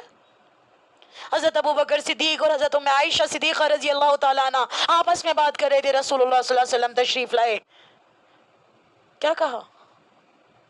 تیسرا شیطان آ سکتا ہے باپ بیٹی کے رشتے میں، تو کریں یار، آپ بہنوئی سے باتیں بنا رہے ہیں بے پردگی کی حالت میں، دیور سے باتیں بنا رہے ہیں جسے موت کہا گیا ہے حدیث میں، جیٹھ سے بات بنا رہے ہیں، اور بات بھی ان کی رکھی جا رہی ہے کہ وہ کہہ رہے ہیں آپ پردہ کر کے بیٹھیں گی تو کون آئے گا؟ تو آپ مجھ سے کیوں بات کر رہے ہیں؟ آپ مردوں سے بات کریں، عورتوں سے بات کرنے کا کیا مطلب ہے؟ اور کرنا ہے تو پردے میں کریے آپ بات۔ لیکن پتہ نہیں ہماری بہنوں کو ہو کیا گیا ہے، اور پتہ نہیں ہمارے بھائیوں کو کیا ہو گیا ہے کہ عورتوں سے بات کرنے کا مقصد کیا ہے، مطلب کیا ہے؟ مرد سے مرد بات کرے، عورت سے عورت بات کرے، اور اگر وہ عورت پردہ کر کے آپ کے سامنے آ رہی ہے تو آپ کو کیا پرابلم ہے؟ آپ کا اور وہ پردہ وہ اپنی مرضی سے تھوڑی نہ کر رہے ہیں، ہم لوگ اپنی مرضی سے کر رہے ہیں، یہ تو اللہ تعالیٰ کا حکم ہے۔ ایک تو آپ اللہ تعالیٰ کی بات نہیں مان رہے، جو دوسرا بندہ مان رہا ہے، بندی مان رہی ہے، اس پر آپ ٹانٹنگ کر رہے ہیں، اس پر آپ کریٹیسائز کر رہے ہیں۔ شرم نہیں آتی آپ کو لوگوں کو اس طرح سے کہتے ہوئے؟ تو کہاں ہے اللہ اور اس کے رسول کی اطاعت؟ کہاں ہے حکم ربی کے آگے سر جھکانا؟ کہتے تو قرآن میں، کہتے تو نماز میں بہت ہیں ہم لوگ جا کر ایاک نعبد و ایاک نستعین، اے اللہ ہم تیری عبادت کرتے ہیں اور تجھی سے مدد چاہتے ہیں. تو عبادت کس کی کر رہی ہیں آپ؟ تو وہی دیور کی بات مان رہی ہیں، آپ تو جیٹ کی بات مان رہی ہیں. آپ کے دل میں تو نندوئی کا اور بہنوئی کا خوف بیٹھا ہوا ہے، بھائی سب کا خوف بیٹھا ہوا ہے، برادری کا خوف بیٹھا ہوا ہے. آپ اللہ کی بات کہاں مان رہی ہیں؟ ادھر نماز بھی ہے، ادھر ادھر اللہ سے وعدہ کیا ہے ابھی، اے اللہ تیرا ہی کہنا مانیں گے تو جسے مدد چاہیں گے. باہر نماز سے آئے تو پھر وہی بندوں کی بندگی شروع ہو گئی. تو کیا مطلب ہے؟ دو منہ ہیں ہمارے بھی، ایک منہ دکھانے کا کچھ اور ہے، اللہ سے بات کرنے کا کچھ اور ہے. سچائی کہہ رہی ہوں، سچ کڑوا ہوتا ہے، پلیز ڈونٹ مائنڈ، برا نہ ماننا. لیکن ہمارا حال بھی وہی ہو رہا ہے جیسے منافقین لوگوں کا تھا. ہم دیکھیں تو صحیح، صفتیں تو وہی چیزیں پائی جا رہی ہیں ہمارے اندر. اللہ سے وعدہ کرتے ہیں، اللہ سے کہتے ہیں اللہ ہم آپ کا کہنا مانیں گے. اور کیوں نہ مانے بھائی، اس نے تو ہمیں پیدا کیا ہے، اسی کا تو احسان ہے، اسی کی نافرمانی کر دیں؟ کیسے ضمیر گوارا کر لیتا ہے آپ لوگوں کا؟ میرا ضمیر کیسے گوارا کرے گا جس کا میں کھاؤں اسی کو خراؤں، جس نے مجھے دیا اسی کی نافرمانی کروں، جس نے مجھے زندگی دی اسی کی زندگی کے ساتھ کھلواڑ کروں؟ یہ اچھا لگے گا کیا؟ یہ احسان فراموشی نہیں ہوگی تو اور کیا ہوگا؟ جو دے رہا ہے اسی کو ناراض کر رہے ہو. جو کوئی دیتا ہے اسے تو بہت خوش کیا جاتا ہے، اس کی رضا میں رضا رکھی جاتی ہے. آپ چاہتی کیا ہیں؟ آپ کو کیا چاہیے؟ میں آپ کی ساری پریشانیاں دور کروں گی، میں آپ کی ہیلپ کروں گی جہاں تک ہو سکتا ہے. لیکن میری بہنوں یہاں تو الٹا ہی ہو رہا ہے. جو سب کچھ ہمارا کر رہا ہے، جو پالا نہار ہے، اسی کو ناراض کرنے میں ہم لوگ لگے ہوئے. تھوڑا سوچئے، پلیز سوچئے، اپنی زندگی کے بارے میں سوچئے. ہم جانے والے ہیں، اس حقیقی رب سے ملاقات ہونے والی ہے. کیا منہ لے کر جائیں گے؟ دو منہ لے کر جائیں گے، دکھانے کا کچھ اور، بتانے کا کچھ اور، عمل کا کچھ اور. کتنے چہرے ہیں ہمارے؟ تو انسان کو ظاہر اور باطن دونوں ہی طرف سے ایک ہونا چاہیے. صرف زبان سے اطاعت کا دعویٰ کافی نہیں ہوتا، اصل ایمان تو کردار سے ظاہر ہوتا ہے. میری بہنوں ہمارا کردار کیسا ہے؟ ہمارا کردار کیسا ہے؟ تو ہمیں یہ دیکھنا ہے ہمارا کردار کیسا ہے. ایک بار پھر سے اس آیت کا ترجمہ دیکھیے. یہ کہتے ہیں کہ اطاعت ہے، پھر جب آپ کے پاس سے اٹھ کر باہر نکلتے ہیں تو ان میں سے ایک جماعت جو بات آپ نے یا اس نے کہی اس کے خلاف راتوں کو مشورہ کرتی ہے، ان کی راتوں کی بات چیت اللہ لکھ رہا ہے، تو آپ ان سے منہ پھیر لیں اور اللہ پر بھروسہ رکھیں. اللہ تعالیٰ کافی کارساز ہے. تو میری بہنوں ایسے لوگوں کے ساتھ تو ہمیں رہنا بھی نہیں چاہیے جو منہ پر، مطلب آپ خود دیکھیں، آپ خود پریکٹیکلی دیکھیں. مثال دے رہی ہوں میں کہ ایک بندہ ہے جو میری ایک بندی ہے یا بندہ ہے، ٹھیک ہے، بھائی ہے تو چلو بھائی کا ایک دوست ہے، بہن ہے تو چلو اس کی ایک دوست ہے. اگر وہ منہ پر آپ کے منہ پر آپ کی کر رہی ہے اور دوسری فرینڈ کے سامنے اس کے منہ پر اس کی کر رہی ہے اور آپ کو حقیقت کا پتہ چل جاتا ہے، کیا ایسی دوست کو آپ اپنے پاس بٹھانا پسند کریں گی؟ آپ کی برائی اس سے اور اس کی برائی آپ سے، اور منہ پر یہ ثابت کر رہی ہے کہ میں آپ کے ساتھ لویل ہوں، میں آپ کے ساتھ وفادار ہوں، اور آپ کے سامنے سچائی آتی ہے تو آپ، بھائی سے بھی کہہ رہی ہوں، آپ کا دوست اگر آپ کے ساتھ ایسا کرے اور دوسرے دوست کے ساتھ آپ کی برائی اور اس کے دوست سے اس کی برائی، مطلب دونوں آپس میں ایک دوسرے میں جو برائیاں ہوتی ہیں پھوٹ پڑوانے والی جو ہوتی ہیں، اور آپ کو سچائی کا پتہ چلے، تو کیا آپ ایسے دوست کو اپنے پاس بٹھانا پسند کریں گے؟ کبھی نہیں. تو میری بہنوں ہم اللہ سے کچھ اور کہتے ہیں اور عمل ہمارا کچھ اور ہوتا ہے. تو کیا اللہ تعالیٰ کو آپ پسند آئیں گے؟ کیا آپ کی دعائیں قبول ہوں گی؟ بے شک آپ مسلمان ہیں، کلمہ آپ نے پڑھا ہے، لیکن طرز عمل آپ کا مسلمانوں والا نہیں ہے، ہمارا مسلمانوں والا نہیں ہے. تو ضرورت ہے کہ ہمیں اپنے اندر سے یہ علامتیں، یہ سمٹم ختم کرنے ہیں. جو ظاہر ہو وہی باطن ہو، جو دل میں ہے وہی منہ پر ہے، جو زبان پر ہے وہی دل میں ہے. سمجھ رہی ہیں آپ؟ جو اللہ سے وعدے کرتے ہیں اس کو پورا کرنے کی کوشش کرا کریں. چلیں جی اب ہم آگے چلتے ہیں آیت نمبر 82 کی طرف. اس میں اللہ رب العزت کیا فرماتے ہیں؟ بہت ہی پیاری اور خوبصورت آیت ہے. میں بار بار آپ کو سمجھاتی ہوں، آپ کو بتاتی ہوں، اور آج یہ آیت آج آپ اپنی آنکھوں سے پڑھ لیجئے گا. کیا کہہ رہے ہیں اللہ تعالیٰ؟ خود پڑھیے. افلا یتدبرون القرآن، وَلَوْ كَانَ مِنْ عِنْدِ اللَّهِ غَيْرِ اللَّهِ لَوَجَدُوا فِيهِ اخْتِلَافًا كَثِيرًا۔ آیت نمبر 82 سورہ نساء۔ اللہ تعالیٰ کیا کہتے ہیں؟ ترجمہ دیکھیے، کیا یہ لوگ قرآن میں غور نہیں کرتے؟ کیا یہ لوگ قرآن میں غور نہیں کرتے؟ اگر یہ اللہ تعالیٰ کے سوا کسی اور کی طرف سے ہوتا تو یقیناً اس میں بہت کچھ اختلاف ہو جاتا۔ کیا یہ قرآن میں غور نہیں کرتے؟ قرآن میں تدبر نہیں کرتے؟ یہ قرآن پڑھتے بھی ہیں اور سنتے بھی ہیں لیکن اس پر غور و فکر نہیں کرتے۔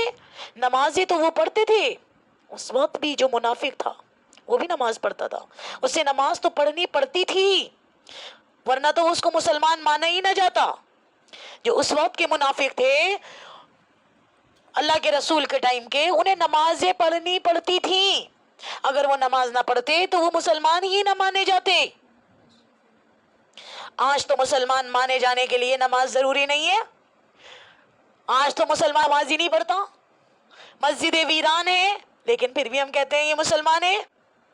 اس وقت تو ضروری تھی نماز پڑھنا، بلکہ رئیس المنافقین عبداللہ بن ابی یہ جو تھا پہلی صف میں ہوتا تھا اور جمعے کے روز تو خاص طور پر خطبے سے پہلے کھڑے ہو کر اعلان کرتا تھا کہ لوگوں ان کی بات توجہ سے سنو، یہ اللہ کے رسول ہیں۔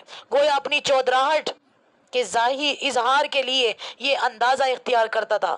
تو وہ نمازیں پڑھتے تھے، قرآن سنتے تھے لیکن قرآن پر تدبر نہیں کرتے تھے۔ منافقین لوگ، قرآن ان کے سروں کے اوپر سے گزر رہا تھا یا ان کے ایک کان سے داخل ہو کر دوسرے کان سے نکل جاتا تھا۔ کیا آج یہی حال ہمارا نہیں ہے؟ قرآن ہمارے سروں پر سے نہیں گزر جاتا؟ ہمیں کتنا سمجھ آتا ہے قرآن؟ ہم تو جانتے ہی نہیں ہم پڑھ کر کیا گئے۔ جی 20 منٹ میں سپارہ پڑھ کر ہاتھ میں دے دیا، آدھے گھنٹے میں سپارہ پڑھ لیا آپ لوگوں نے، اور پورا سپارہ کہاں پڑھا، کیسے پڑھا، سر سے اتر کر چلا گیا، پتہ ہی نہیں چلا ہم نے پڑھا کیا۔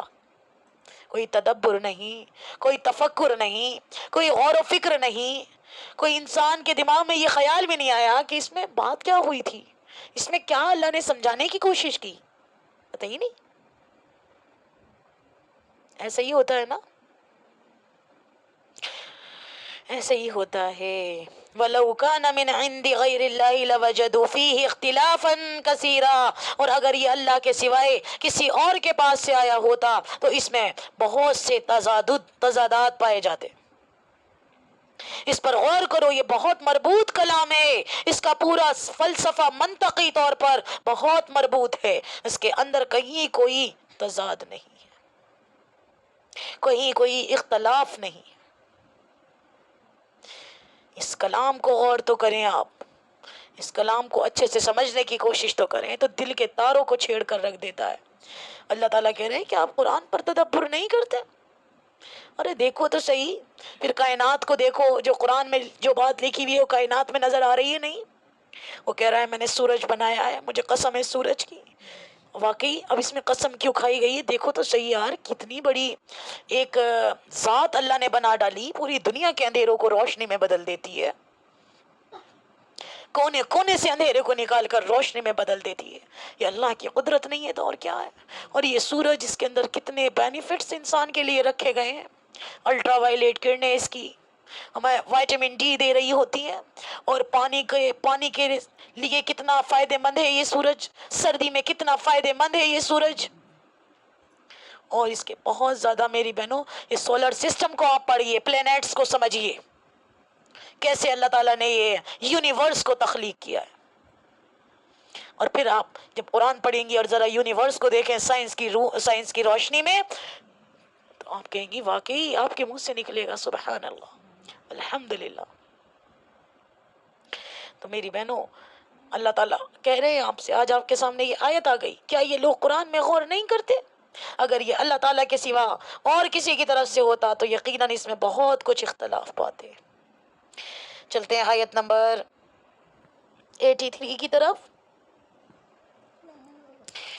اس میں کیا فرما رہے ہیں اللہ تعالیٰ؟ وَإِذَا جَاءَهُمْ أَمْرٌ مِّنَ الْأَمْنِ أَوِ الْخَوْفِ أَذَاعُوا بِهِ وَلَوْ رُدُّوهُ إِلَى الرَّسُولِ وَإِلَى أُمِّ الْأَمْرِ مِنْهُمْ وَإِلَىٰ أُولِي الْأَمْرِ مِنْهُمْ لَعَلِمَهُ الَّذِينَ يَسْتَنبِطُونَهُ مِنْهُمْ وَلَوْلَا فَضْلُ اللَّهِ عَلَيْكُمْ وَرَحْمَتُهُ لَاتَّبَعْتُمُ الشَّيْطَانَ إِلَّا قَلِيلًا۔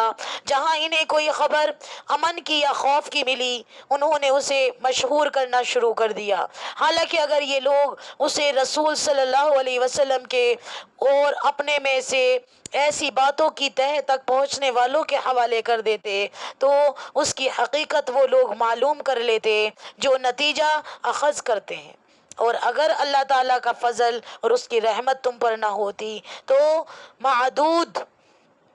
معدود چند کے علاوہ تم سب شیطان کے پیروکار بن جاتے، تم سب شیطان کے پیروکار بن جاتے۔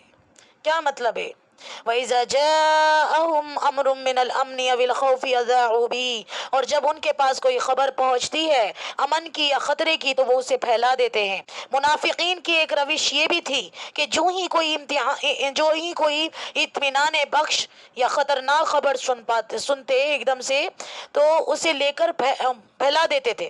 کہیں سے خبر آ گئی کہ فلاں قبیلہ چڑھائی کرنے کی تیاری کر رہا ہے، اس کی طرف سے حملے کا اندیشہ ہے، تو وہ فوراً اسے عام کر دیتے تاکہ لوگوں میں خوف پیدا ہو جائے۔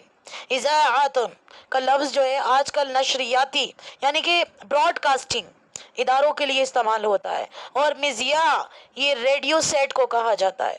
وَلَوْ رَدُّوهُ إِلَى الرَّسُولِ وَإِلَىٰ أُولِي الْأَمْرِ مِنْهُمْ، اور اگر وہ اس کے رسول صلی اللہ علیہ وسلم کو اور اپنے اولو الامر کے سامنے پیش کرتے لَعَلِمَهُ الَّذِينَ يَسْتَنبِطُونَهُ مِنْهُمْ، تو یہ بات ان میں سے ان لوگوں کے علم میں آ جاتی جو بات کی تہہ تک پہنچنے والے ہیں۔ اگر یہ لوگ ایسی خبر کو رسول اللہ صلی اللہ علیہ وسلم تک یا ان کے ذمہ دار اصحاب تک پہنچاتے، مثلاً اوس کے سردار سعد بن عبیدہ اور خزرج کے سردار سعد بن معاذ رضی اللہ تعالیٰ عنہ وغیرہ، تو یہ ان کی تحقیق کر لیتے کہ بات کس حد تک درست ہے اور اس کا کیا نتیجہ نکل سکتا ہے، اور پھر جائزہ لیتے کہ ہمیں اس ضمن میں کیا قدم اٹھانا چاہیے، اس زمن میں کیا قدم اٹھانا چاہیے۔ لیکن ان کی روش یہ تھی کہ محض سنی یعنی کہ یہ سنی سنائی بات جو ہوتی تھی سنسنی پھیلا دینے کے لیے ہوتی تھی۔ یہ کیا کرتے تھے؟ سنسنی پھیلانے، اور مطلب اس کو لوگوں کے اندر ایک ڈر پیدا کر دینے والی بات ہوتی تھی۔ ایسی خبریں لوگوں میں یہ عام کر دیتے تھے۔ وَلَوْلَا فَضْلُ اللَّهِ عَلَيْكُمْ وَرَحْمَتُهُ، اور اگر اللہ کا فضل اور اس کی رحمت تمہارے شامل حال نہ ہوتی لَاتَّبَعْتُمُ الشَّيْطَانَ إِلَّا قَلِيلًا، تو تم سب کے سب شیطان کے پیرو کرتے، یعنی کہ تم شیطان کی پیروی کرنے والے بن جاتے، شیطان کی کیا کرتے؟ پیروی کرتے، سارے کے سارے سوائے چند ایک کے۔ مطلب یہ دیکھیں آپ ان کا کیا طرز عمل تھا منافقین کا، کوئی بھی خبر سن رہے ہیں تو وہ خبر بجائے ذمہ دار لوگوں تک پہنچانے کے کیا کرتے تھے؟ لوگوں میں عام کر دیتے تھے،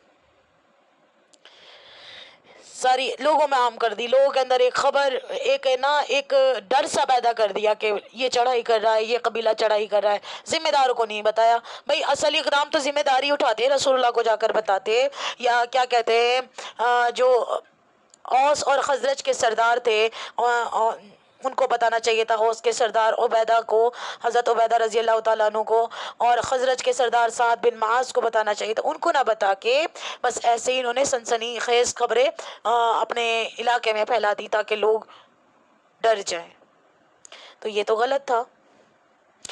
یہ آیت آج کے دور میں بھی بے حد اہم ہے۔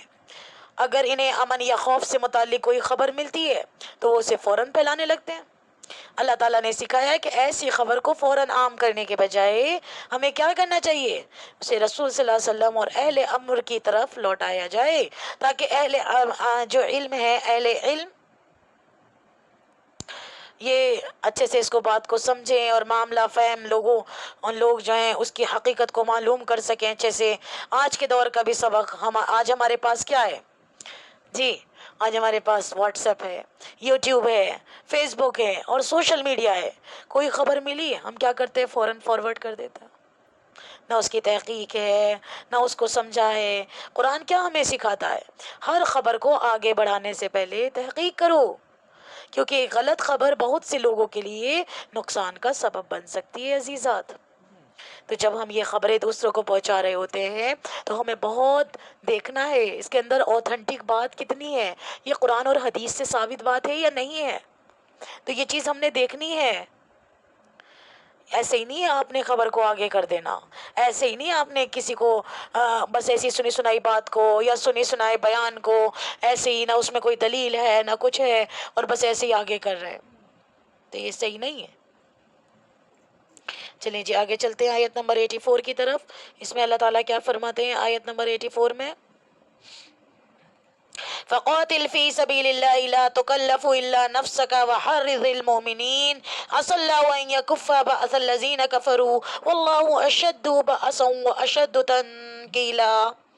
ترجمہ دیکھیے، تو اللہ تعالیٰ کی راہ میں جہاد کرتا رہے، تجھے صرف تیری ذات کی نسبت حکم دیا جاتا ہے، ہاں ایمان والوں کو رغبت دلاتا رہے۔ بہت ممکن ہے کہ اللہ تعالیٰ کافروں کی جنگ کو روک دے، اور اللہ تعالیٰ سخت قوت والا اور سزا دینے میں بھی سخت ہے۔ کیا مطلب ہے؟ کیا کہہ رہے ہیں اللہ تعالیٰ؟ فقاتل فی سبیل اللہ، بس اے نبی جی صلی اللہ علیہ وسلم آپ جنگ کریں اللہ کی راہ میں۔ قتال کے ضمن میں یہ قرآن مجید کی غالباً سخت ترین آیت ہے، لیکن اس میں سختی جو ہے نا لفظی نہیں ہے، معنوی ہے۔ لا تکلف الا نفسک، آپ پر کوئی ذمہ داری نہیں ہے سوائے اپنی ذات کے۔ وحرض المؤمنین، البتہ اہل ایمان کو آپ اس کے لیے اکسائیں، آپ اہل ایمان کو قتال فی سبیل اللہ کے لیے جس قدر ترغیب و تشویق دے سکتے ہیں دیجئے، انہیں اس لیے جوش دلائیے، اس کے لیے جوش دلائیے، انہیں ابھاریے، لیکن اگر کوئی اور نہیں نکلتا تو اکیلے نکلیے۔ جیسے حضرت ابو بکر صدیق کا قول بھی نقل ہوا ہے، جب ان سے کہا گیا کہ مانعین زکوٰۃ کے بارے میں نرمی کیجئے، تو آپ نے کیا فرمایا تھا صدیق کے اکبر نے کہ اگر کوئی میرا ساتھ نہیں دے گا تو میں اکیلا جاؤں گا۔ عظیمت کا یہ عالم ہے جی۔ تو اے نبی صلی اللہ علیہ وسلم آپ کو تو یہ کام کرنا ہے، آپ کا تو یہ فرض منصبی ہے، آپ کو ہم نے بھیجا ہی اس لیے ہے کہ روئے ارضی پر اللہ کا دین غالب کر دیں۔ عسى اللہ ان یکف بأس الذین کفروا، بعید نہیں کہ اللہ تعالیٰ جلد ہی ان کافروں کی قوت کو روک دے۔ کفار مشرکین کی جو جنگی تیاریاں ہو رہی ہیں، بڑی چلت پھرت ہو رہی ہے، یہ تو کچھ عرصے کی بات ہے، وہ وقت بس آیا چاہتا ہے کہ ان میں دم نہیں رہے گا کہ آپ کا مقابلہ کریں، اور وہ وقت جلد ہی آ گیا کہ مشرکین کی کمر ٹوٹ گئی۔ سورہ نساء کی یہ آیت جو ہے 4 ہجری میں نازل ہوئی اور 5 ہجری میں غزوہ احزاب پیش آیا، جس کے بعد محمد رسول اللہ صلی اللہ علیہ وسلم نے اہل ایمان سے فرمایا لن تغززکم قریش بعد عامکم ھذا ولکنکم تغزونہم۔ کیا مطلب ہے؟ اس سال کے بعد قریش تم پر حملہ آور ہونے کی جرات نہیں کریں گے، بلکہ اب تم ان پر حملہ آور ہوں گے۔ غزوہ احزاب کے بعد فوراً سورہ صف نازل ہو گئی تھی میری بہنوں، جس میں اہل ایمان کو فتح و نصرت کی بشارت دی گئی۔ وَأُخْرَى تُحِبُّونَهَا نَصْرٌ مِّنَ اللَّهِ وَفَتْحٌ قَرِيبٌ وَبَشِّرِ الْمُؤْمِنِينَ۔ اس سے اگلے سال سن 6 ہجری میں کیا ہو گیا تھا؟ آپ صلی اللہ علیہ وسلم نے عمرے کا سفر کیا، جس کے نتیجے میں کیا ہو گئی تھی جی؟ صلح حدیبیہ ہو گئی تھی، جسے اللہ تعالیٰ نے فتح مبین قرار دیا۔ اِنَّا فَتَحْنَا لَكَ فَتْحًا مُبِينًا، سورہ فتح میں یہ آیت نازل ہوئی۔ اس کے بعد 7ویں سال میں اللہ تعالیٰ نے فتح خیبر عطا فرما دی، اور 8ویں سال میں مکہ فتح ہو گیا۔ اسی طرح ایک کے بعد ایک سارے بند دروازے کھلتے چلے گئے۔ واللہ اشد بأسا واشد تنکیلا، اور اللہ تعالیٰ بہت شدید ہے قوت میں بھی اور سزا دینے میں بھی جی۔ اللہ تعالیٰ بہت سخت ہے، بہت شدید ہے قوت میں بھی اور سزا دینے میں بھی۔ منافقین سے خطاب کے بعد اب پھر کچھ میری بہنوں یہاں پر تمدنی آداب کا ذکر ہو رہا ہے.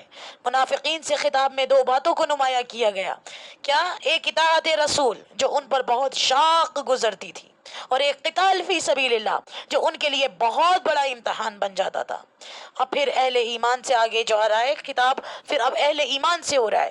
لیکن اس آیت کو آپ دوبارہ سے اچھے سے سمجھیے تو اللہ تعالیٰ کی راہ میں جہاد کرتا رہے، تجھے صرف تیری ذات کی نسبتاً حکم دیا جاتا ہے. ہاں ایمان والوں کو رغبت دلاتے رہیے. بہت ممکن ہے کہ اللہ تعالیٰ کافروں کی جنگ کو روک دے، اور اللہ تعالیٰ سخت قوت والا اور سزا دینے میں بھی سخت ہے. مطلب کیا ہے کہ آپ اس بات کو اچھے سے سمجھیے میری بہنوں. یہاں حکم دیا جا رہا ہے کہ بس آپ اپنے آپ کرتے رہیے. اس آیت میں نبی اکرم صلی اللہ علیہ وسلم کو ثابت قدم رہنے اور اللہ کی راہ میں جد و جہد جاری رکھنے کا حکم دیا گیا، اور اہل ایمان کو بھی حوصلہ دلانے کی تعلیم دی گئی. یہاں ایک اہم اس اصول سامنے آتا ہے، وہ کیا ہے؟ انسان اپنی ذمہ داری سے پیچھے نہ ہٹے، چاہے دوسرے لوگ ساتھ دیں یا نہ دیں. اللہ تعالیٰ کی مدد پر بھروسہ رکھتے ہوئے حق کے راستے پر ثابت قدم رہیں. اب ہم یہ نہ سوچیں کہ ہمارے ساتھ تو کوئی کھڑا ہی نہیں ہو رہا، ہم تو اکیلے محنت کر رہے ہیں. جی آپ یہ مت سوچیں کہ میرے ساتھ کوئی آئے گا، کوئی نہیں آئے گا آپ کے ساتھ. جس کو اللہ ہدایت دیں گے، جس کو خود احساس ہوگا تو وہ خود آئے گا. جس کو احساس نہیں ہے، جس کو اپنا خود احساس نہیں ہے، دوسرا اس کے کیا احساس دلائے گا؟ آپ تو صرف اتنا کر سکتے ہیں، ترغیب دے سکتے ہیں، موٹیویٹ کر سکتے ہیں، سمجھا سکتے ہیں، بتا سکتے ہیں، مسلمانوں کو یاد دلا سکتے ہیں کہ بھئی آپ کس لیے دنیا میں پیدا کیے گئے تھے. آپ موٹیویٹ کریے. نبی صلی اللہ علیہ وسلم سے یہی کہا جا رہا ہے یہاں پر کہ آپ ثابت قدم رہیے. تو اب یہ چیز ہمیں بھی سیکھنے کو ملتی ہے کہ ہم بھی مطلب ثابت قدم رہیں. یہ نہ سوچیں کہ ہمارا ساتھ کوئی نہیں دے رہا ہے، ہماری برادری سب ایسے کر رہی ہے نا، قرآن کے اوپر کوئی نہیں چل رہا ہے. آپ تو ثابت قدم رہیں، آپ اپنا طرز عمل نہ بدلیں، آپ اپنے دین کی دعوت دیتے رہیں، آپ اپنا کام کرتے رہیں، آپ کرتے رہیں. ایک دن آئے گا، ہو سکتا ہے اللہ تعالیٰ ان کو ہدایت دے دے، ان کی اگر ہدایت لکھی ہوئی ہے ان کی قسمت میں. لیکن آپ ثابت قدم رہیے، آپ اپنے دین کا کام نہ چھوڑیے. اللہ تعالیٰ کو سب پتہ ہے. اور آپ دیکھیے کہ اللہ کے رسول کے ساتھ کوئی نہیں تھا، شروع میں کوئی ساتھ میں نہیں تھا، اور کیسے کیسے پھر سب نے ساتھ دیا. صحابہ اکرام نے ساتھ دیا.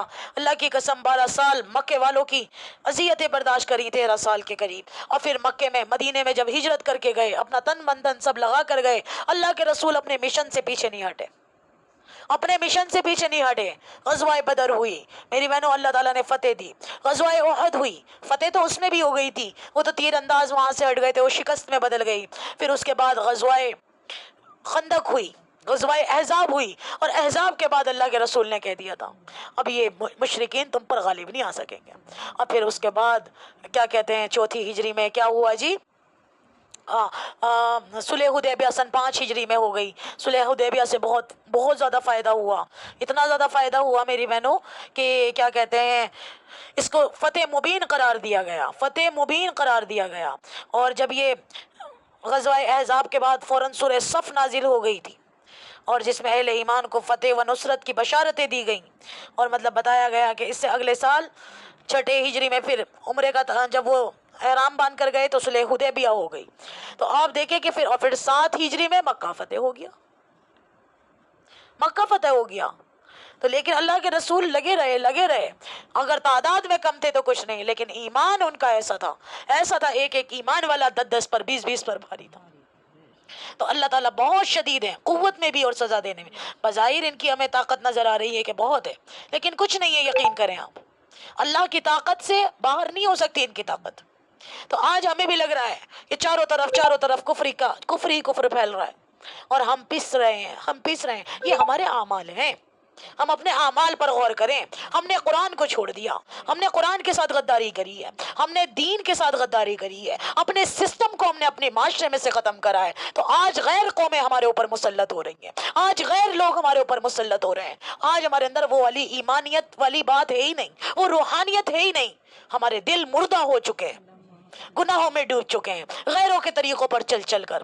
اللہ سے ہونے کا یقین ہمارے دل سے نکل چکا ہے، اللہ کی ذات کا یقین ہمارے دل سے اتر چکا ہے. آج ہمیں ان کے ہتھیاروں سے ڈر لگتا ہے، آج ہمیں ان کی تعداد سے ڈر لگتا ہے. نہیں ڈرتے تو اللہ سے نہیں ڈرتے.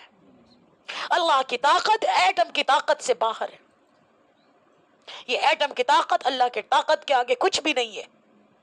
اللہ تعالیٰ 1 منٹ میں چیٹی کی طرح سب کو رگڑ دے، مسل دے، کوئی کچھ نہیں کر سکتا. آپ اپنے قرآن سے جڑیے، آپ اپنے قرآن سے جڑیے، قرآن کو سمجھیے اور اللہ پر ایمان لائیے جیسے لانے کا حق ہے۔ اب یہاں تک جو بات ہو رہی تھی، یہ سب منافقین کے بارے میں بات آ رہی تھی۔ جی، منافقین کے اوپر کیا چیز بڑی شاق گزرتی تھی؟ امید ہے مجھے یہ یاد ہو گئی ہوں گی آپ کے باتیں۔ ایک قتال فی سبیل اللہ، بہت بھاری ان کے لیے، بہت بھاری تھا، اور ایک سب سے بھاری کیا تھا؟ اطاعت رسول، اور دوسری قتال فی سبیل اللہ، کہ اللہ کے راستے میں قتال کرنا، ان کے لیے یہ بہت بڑا امتحان تھا۔ اب اہل ایمان سے خطاب آ رہا ہے۔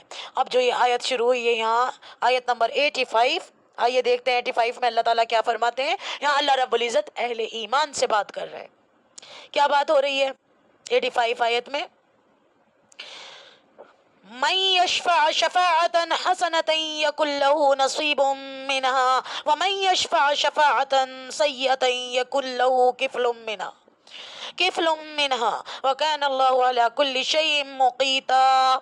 ترجمہ دیکھیے، جو شخص کسی نیکی یا بھلے کام کی سفارش کرے اسے بھی اس کا کچھ حصہ ملے گا، اور جو برائی اور بدی کی سفارش کرے اس کے لیے بھی اس میں سے ایک حصہ ہے۔ اور اللہ تعالیٰ ہر چیز پر قدرت رکھنے والا ہے، ہر چیز پر اللہ تعالیٰ قدرت رکھتا ہے۔ کیا مطلب ہے؟ من یشفع شفاعة حسنة یکن له نصیب منها، جو کوئی سفارش کرے گا بھلائی کی اسے اس میں سے حصہ ملے گا۔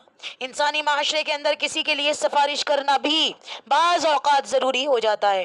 آپ کے آس پاس کوئی شخص ہے، اس کی کوئی احتیاج ہے، آپ جانتے ہیں کہ صحیح آدمی ہے، بہروپیہ نہیں ہے، دوسرے شخص کو آپ جانتے ہیں کہ وہ اس کی مدد کر سکتا ہے، تو آپ کو دوسرے شخص کے پاس جا کر اس کے حق میں سفارش کرنی چاہیے کہ میں اس کو جانتی ہوں، میں اس کو جانتا ہوں، یہ واقعتاً ضرورت مند ہے، یہ واقعتاً کیا ہے؟ ضرورت مند ہے، مستحق ہے۔ اس طرح اس کی ضرورت پوری ہو جائے گی اور آپ کو اس کی نیکی کے ثواب میں آپ بھی حصے دار ہو جائیں گے۔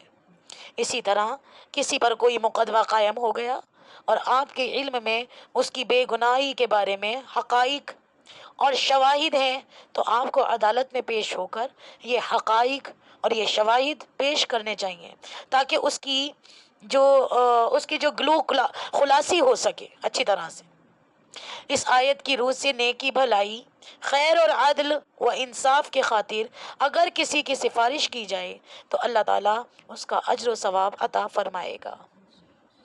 وَمَن يَشْفَعْ شَفَاعَةً سَيِّئَةً يَكُن لَّهُ كِفْلٌ مِّنْهَا، اور جو کوئی سفارش کرے گا برائی کی تو اسے اس میں حصہ ملے گا۔ کسی نے کسی کی جھوٹی گواہی دے دی، غلط سفارش کر دی، حقائق کو توڑ مروڑ دیا، جی حقائق کو توڑا مروڑا، تو وہ بھی اس کے جرم میں شریک ہو گیا اور وہ اس جرم کی سزا میں بھی حصے دار ہوگا۔ وَكَانَ اللَّهُ عَلَىٰ كُلِّ شَيْءٍ مُقِيتًا، اور اللہ تعالیٰ ہر شے پر قوت رکھنے والا ہے۔ اللہ تعالیٰ کو سب پتہ ہے۔ میری عزیزات، جو شخص کسی اچھی بات یا نیکی کے کام میں سفارش کرتا ہے اسے بھی اس کی نیکی میں حصہ ملتا ہے، اور جو شخص برائی کی سفارش کرتا ہے اسے کیا ملے گا؟ برائی میں حصہ ملے گا۔ تو ہمیں سوچنا چاہیے کہ ہم دوسروں کے لیے کیا راستہ آسان کر رہے ہیں۔ اگر ہم کسی کو نیکی کی طرف لے جاتے ہیں تو اس کا اجر ہمیں بھی مل سکتا ہے، اور اگر ہم کسی کو غلط کام میں مدد کر دیتے ہیں اس کی ذمہ داری میں ہم بھی شریک ہو جاتے ہیں۔ تو ہم دیکھیں جو مستحق لوگ ہیں، ہر طرح سے جہاں تک آپ ان کی سفارش کرا سکتے ہو کروائیے۔ کوئی اچھا کام کر رہا ہے، کوئی دین کا کام کر رہا ہے، آپ اس کے دین کو آگے پھیلانے میں اس کی مدد کریے تو آپ کو بھی حصہ مل جائے گا۔ کوئی برا کام کر رہا ہے، آپ برائی کو روکیے، اسے سمجھائیے، آپ کو اجر ملے گا۔ آپ برائی کو مت پھیلائیے، آپ کو اس کا اجر ملے گا۔ تو یہ آیت سے ہمیں یہ چیز سیکھنے کو مل رہی ہے۔ چلتے ہیں آیت نمبر 86 کی طرف۔ اس میں اللہ تعالیٰ کیا ارشاد فرماتے ہیں؟ آیت نمبر 86، وَإِذَا حُيِّيتُم بِتَحِيَّةٍ فَحَيُّوا بِأَحْسَنَ مِنْهَا أَوْ رُدُّوهَا إِنَّ اللَّهَ كَانَ عَلَىٰ كُلِّ شَيْءٍ حَسِيبًا۔ بہت ہی خوبصورت آیت ہے، اور آیت یہ ہمارے سلام کے اوپر ہے۔ وَإِذَا حُيِّيتُم بِتَحِيَّةٍ فَحَيُّوا بِأَحْسَنَ مِنْهَا أَوْ رُدُّوهَا إِنَّ اللَّهَ كَانَ عَلَىٰ كُلِّ شَيْءٍ حَسِيبًا۔ کیا مطلب ہے؟ اور جب تمہیں سلام کیا جائے تو تم اس سے اچھا جواب دو یا انہی الفاظ کو لوٹا دو، بے شبہ اللہ تعالیٰ ہر چیز کا حساب لینے والا ہے۔ مطلب کیا ہے؟ اور جب تمہیں سلامتی کی کوئی دعا دی جائے تو تم بھی سلامتی کی اس سے بہتر دعا دو یا اسی کو لوٹا دو۔ ہر معاشرے میں کچھ ایسی دعائیہ کلمات رائج ہوتے ہیں جو معاشرے کے افراد ایک دوسرے سے ملاقات کے وقت استعمال کرتے ہیں۔ جیسے مغربی معاشرے میں کیا بولا جاتا ہے؟ Good morning, good evening. مغربی معاشرے میں تو یہ بولا جاتا ہے۔ عربوں کے ہاں کیا بولا جاتا ہے؟ صباح الخیر، صباح الخیر، مساء الخیر۔ اس کے علاوہ سب سے زیادہ رواج کیا تھا عربوں میں؟ حیاک اللہ، یہ کہنے کا تھا، یعنی اللہ تمہاری زندگی بڑھائے، حیاک اللہ۔ عرب میں کیا کہتے تھے؟ حیاک اللہ۔ جی جیسے ہمارے ہاں بھی بولے جاتے ہیں اب لیکن اللہ کے رسول نے ہمیں کیا بتایا؟ تحیہ کیا ہے؟ درازی عمر کی اس کو تحیہ کہا جاتا ہے۔ کیا ہے تحیہ؟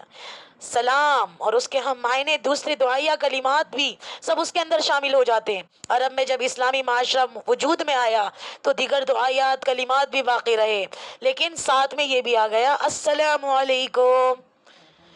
السلام علیکم کو ایک خاص اسلامی شعار کی حیثیت حاصل ہو گئی۔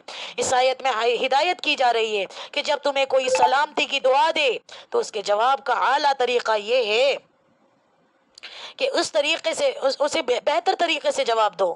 السلام علیکم کو کیا جواب میں کہو گے؟ وعلیکم السلام، وعلیکم السلام۔ اس کے ساتھ آپ یہ بھی کہہ سکتے ہو ورحمۃ اللہ وبرکاتہ، اس کا اضافہ کر کے اسے لوٹائیں۔ اگر یہ نہیں تو کم از کم اسی کے الفاظ اسی کو لوٹا دیں۔ اگر وہ کہہ رہا ہے السلام علیکم تو کم سے کم اتنا تو کہہ ہی دیجیے وعلیکم السلام۔ کیا مطلب ہے؟ سلامتی ہو آپ پر، کہ آپ پر بھی سلامتی ہو۔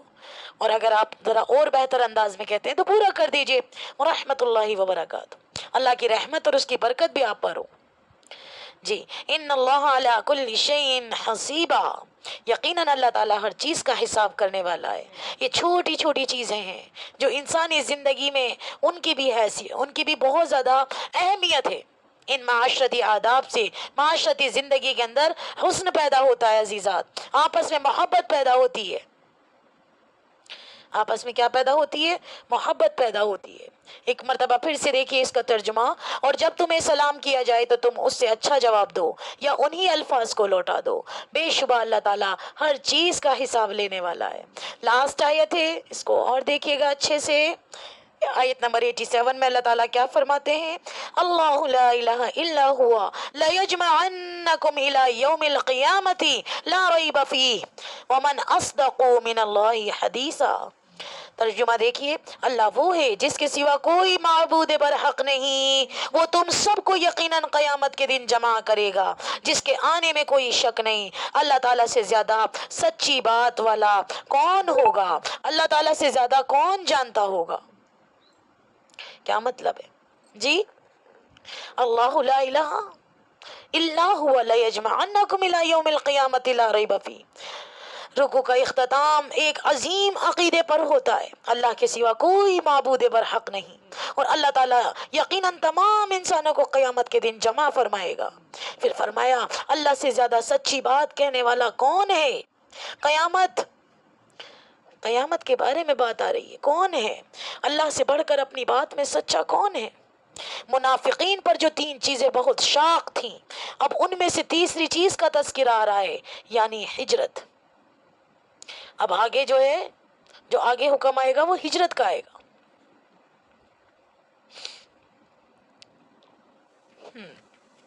تو اب یہ سمجھیے کہ ان کے اوپر یہ چیز بڑی شاق گزرتی تھی۔ تیسری چیز، پہلا ہم نے کیا پڑھا؟ اللہ کے رسول کی اطاعت، دوسرا قتال، تیسرا ہجرت۔ تو میری عزیزات، اب یہاں یہ قیامت کے بارے میں بتایا، اللہ کے سوا کوئی بھی معبود برحق نہیں، اور اللہ تعالیٰ یقیناً تمام انسانوں کو قیامت کے دن جمع فرمائیں گے۔ پھر فرمایا اللہ سے زیادہ سچی بات کہنے والا کون ہے؟ قیامت کوئی شک کی بات نہیں ہے، ایک دن ہمیں اللہ تعالیٰ کے سامنے حاضر ہونا ہے۔ اس لیے جی میری بہنوں، اس لیے ہمیں اپنی زندگی اس طرح گزارنی چاہیے کہ جب ہم اپنے رب کے سامنے کھڑے ہوں تو ہمارے پاس ایمان، نیک اعمال اور اللہ تعالیٰ کی اطاعت ہو، اللہ تعالیٰ کی فرما برداری ہو۔ تو آج ہمارا یہ رکوع یہاں پورا ہو گیا اللہ تعالیٰ کی توفیق سے۔ میں خلاصے کے طور پر آپ کو بتانا چاہتی ہوں کہ اگر ہم پورے رکوع کو ایک نظر میں دیکھیں تو اس کا مرکزی پیغام کیا ہے؟ اس کا مرکزی پیغام یہی ہے کہ دنیا عارضی ہے، موت یقینی ہے، آخرت ہمیشہ ہمیشہ رہنے والی ہے۔ ہمیں اللہ کی اطاعت کرنی ہے، رسول صلی اللہ علیہ وسلم کی فرما برداری کرنی ہے، ان کی پیروی کرنی ہے، قرآن میں تدبر کرنا ہے، افواہیں پھیلانے سے بچنا ہے، ہر خبر کی تحقیق کرنی ہے، نیکی میں تعاون کرنا ہے، برائی سے دور رہنا ہے، لوگوں سے اچھا برتاؤ کرنا ہے اور قیامت کی تیاری کرنی ہے۔ یہ رکوع ہمیں صرف قرآن پڑھنے نہیں بلکہ قرآن کو اپنی زندگی میں اتارنے کی دعوت دیتا ہے۔ کیا کیا کرنا ہے جی؟ ایک بار پھر سے ریکال کر لیجئے، کیا کرنا ہے؟ دنیا تو عارضی ہے، آپ کہاں اتنی محنت کر رہی ہیں بتائیے، جانا ہے تو اس کو عارضی نظریے سے ہی دیکھیے، بس جتنی ضرورت ہے اتنا ہی اس دنیا کو استعمال کیجیے۔ موت یقینی ہے، اس سے بچ نہیں سکتے، تیاری کیجیے، آخرت ہمیشہ رہنے والی جگہ ہے، اللہ اور اس کے رسول کی اطاعت کرنی ہے۔ جی قرآن پر تدبر کرنا شروع کر دیجئے، آج سے ہی شروع کر دیجئے کہ آج میں نے ایک آیت سیکھنی ہے، 2 سیکھنی ہے، جتنی آپ کیپیبل ہیں، جتنا آپ سمجھ سکتی ہیں، آج سے ہی محنت شروع کر دیجئے پلیز۔ تدبر کریے اللہ کیا کہہ رہے ہیں۔ جو بھی لوگ افواہیں پھیلا رہے ہیں، لوگ کہہ رہے ہیں قرآن مت پڑھو، ترجمے کے ساتھ مت پڑھو، گمراہ ہو جاؤ گے، یہ ہو جائے، کسی کی بات نہ مانیں آپ آج سے قرآن شروع کریں، ترجمہ تفسیر کا قرآن منگائیں، پڑھنا شروع کر دیجئے، ہر زبان میں موجود ہے۔ جو افواہیں پھیلا رہے ہیں لوگ، ان کی باتوں پر غور ہی نہ کریں، ہر خبر کی تحقیق کریں۔ کسی نے آپ سے کوئی بات آ کر بتائی، ایسے ہی نہ مان لینا، یا میں بتا رہی ہوں ایسے ہی نہ مان لینا، تصدیق کرنا، تحقیق کرنا، انویسٹیگیشن کرنا۔ نیکی میں تعاون، جہاں سے آپ کو نیکی کا موقع مل رہا ہے اس میں حصہ لیجئے، برائی سے دور رہیے، لوگوں کے ساتھ اچھا برتاؤ کریے، قیامت کی تیاری کرنا شروع کر دیجئے، پتہ نہیں کب آ جائے۔ یہ رکوع ہم نے اپنی زندگی میں کیا کرنا ہے؟ اتارنا ہے۔ بس آخر میں پھر اپنے لیے اور آپ سب کے لیے میں دعا کرنا چاہتی ہوں اور دعا کرتی ہوں اور کرتی رہوں گی کہ اے اللہ ہمیں قرآن کریم کو سمجھنے والا بنا دے، اس میں تدبر کرنے والا بنا دے، اس پر عمل کرنے والا بنا دے۔ اے اللہ ہمیں رسول صلی اللہ علیہ وسلم کی سچی اطاعت اور محبت عطا فرما، سچی محبت نصیب فرما۔ اے اللہ ہماری زبان کو جھوٹی خبروں، غیبت، غلط باتوں سے محفوظ فرما۔ اے اللہ ہمیں نیکی پھیلانے والا بنا، برائی سے روکنے والا بنا، اور جب قیامت کے دن ہم تیرے سامنے حاضر ہوں تو ہم سے راضی ہو جا، ہم سے راضی ہو جا، ہماری خطاؤں کو معاف فرما دے۔ آمین ثم آمین، وآخر دعوانا ان الحمد للہ رب العالمین۔ ربنا تقبل منا انک انت السمیع العلیم وتب علینا انک انت التواب الرحیم، برحمتک یا ارحم الراحمین، برحمتک یا ارحم الراحمین۔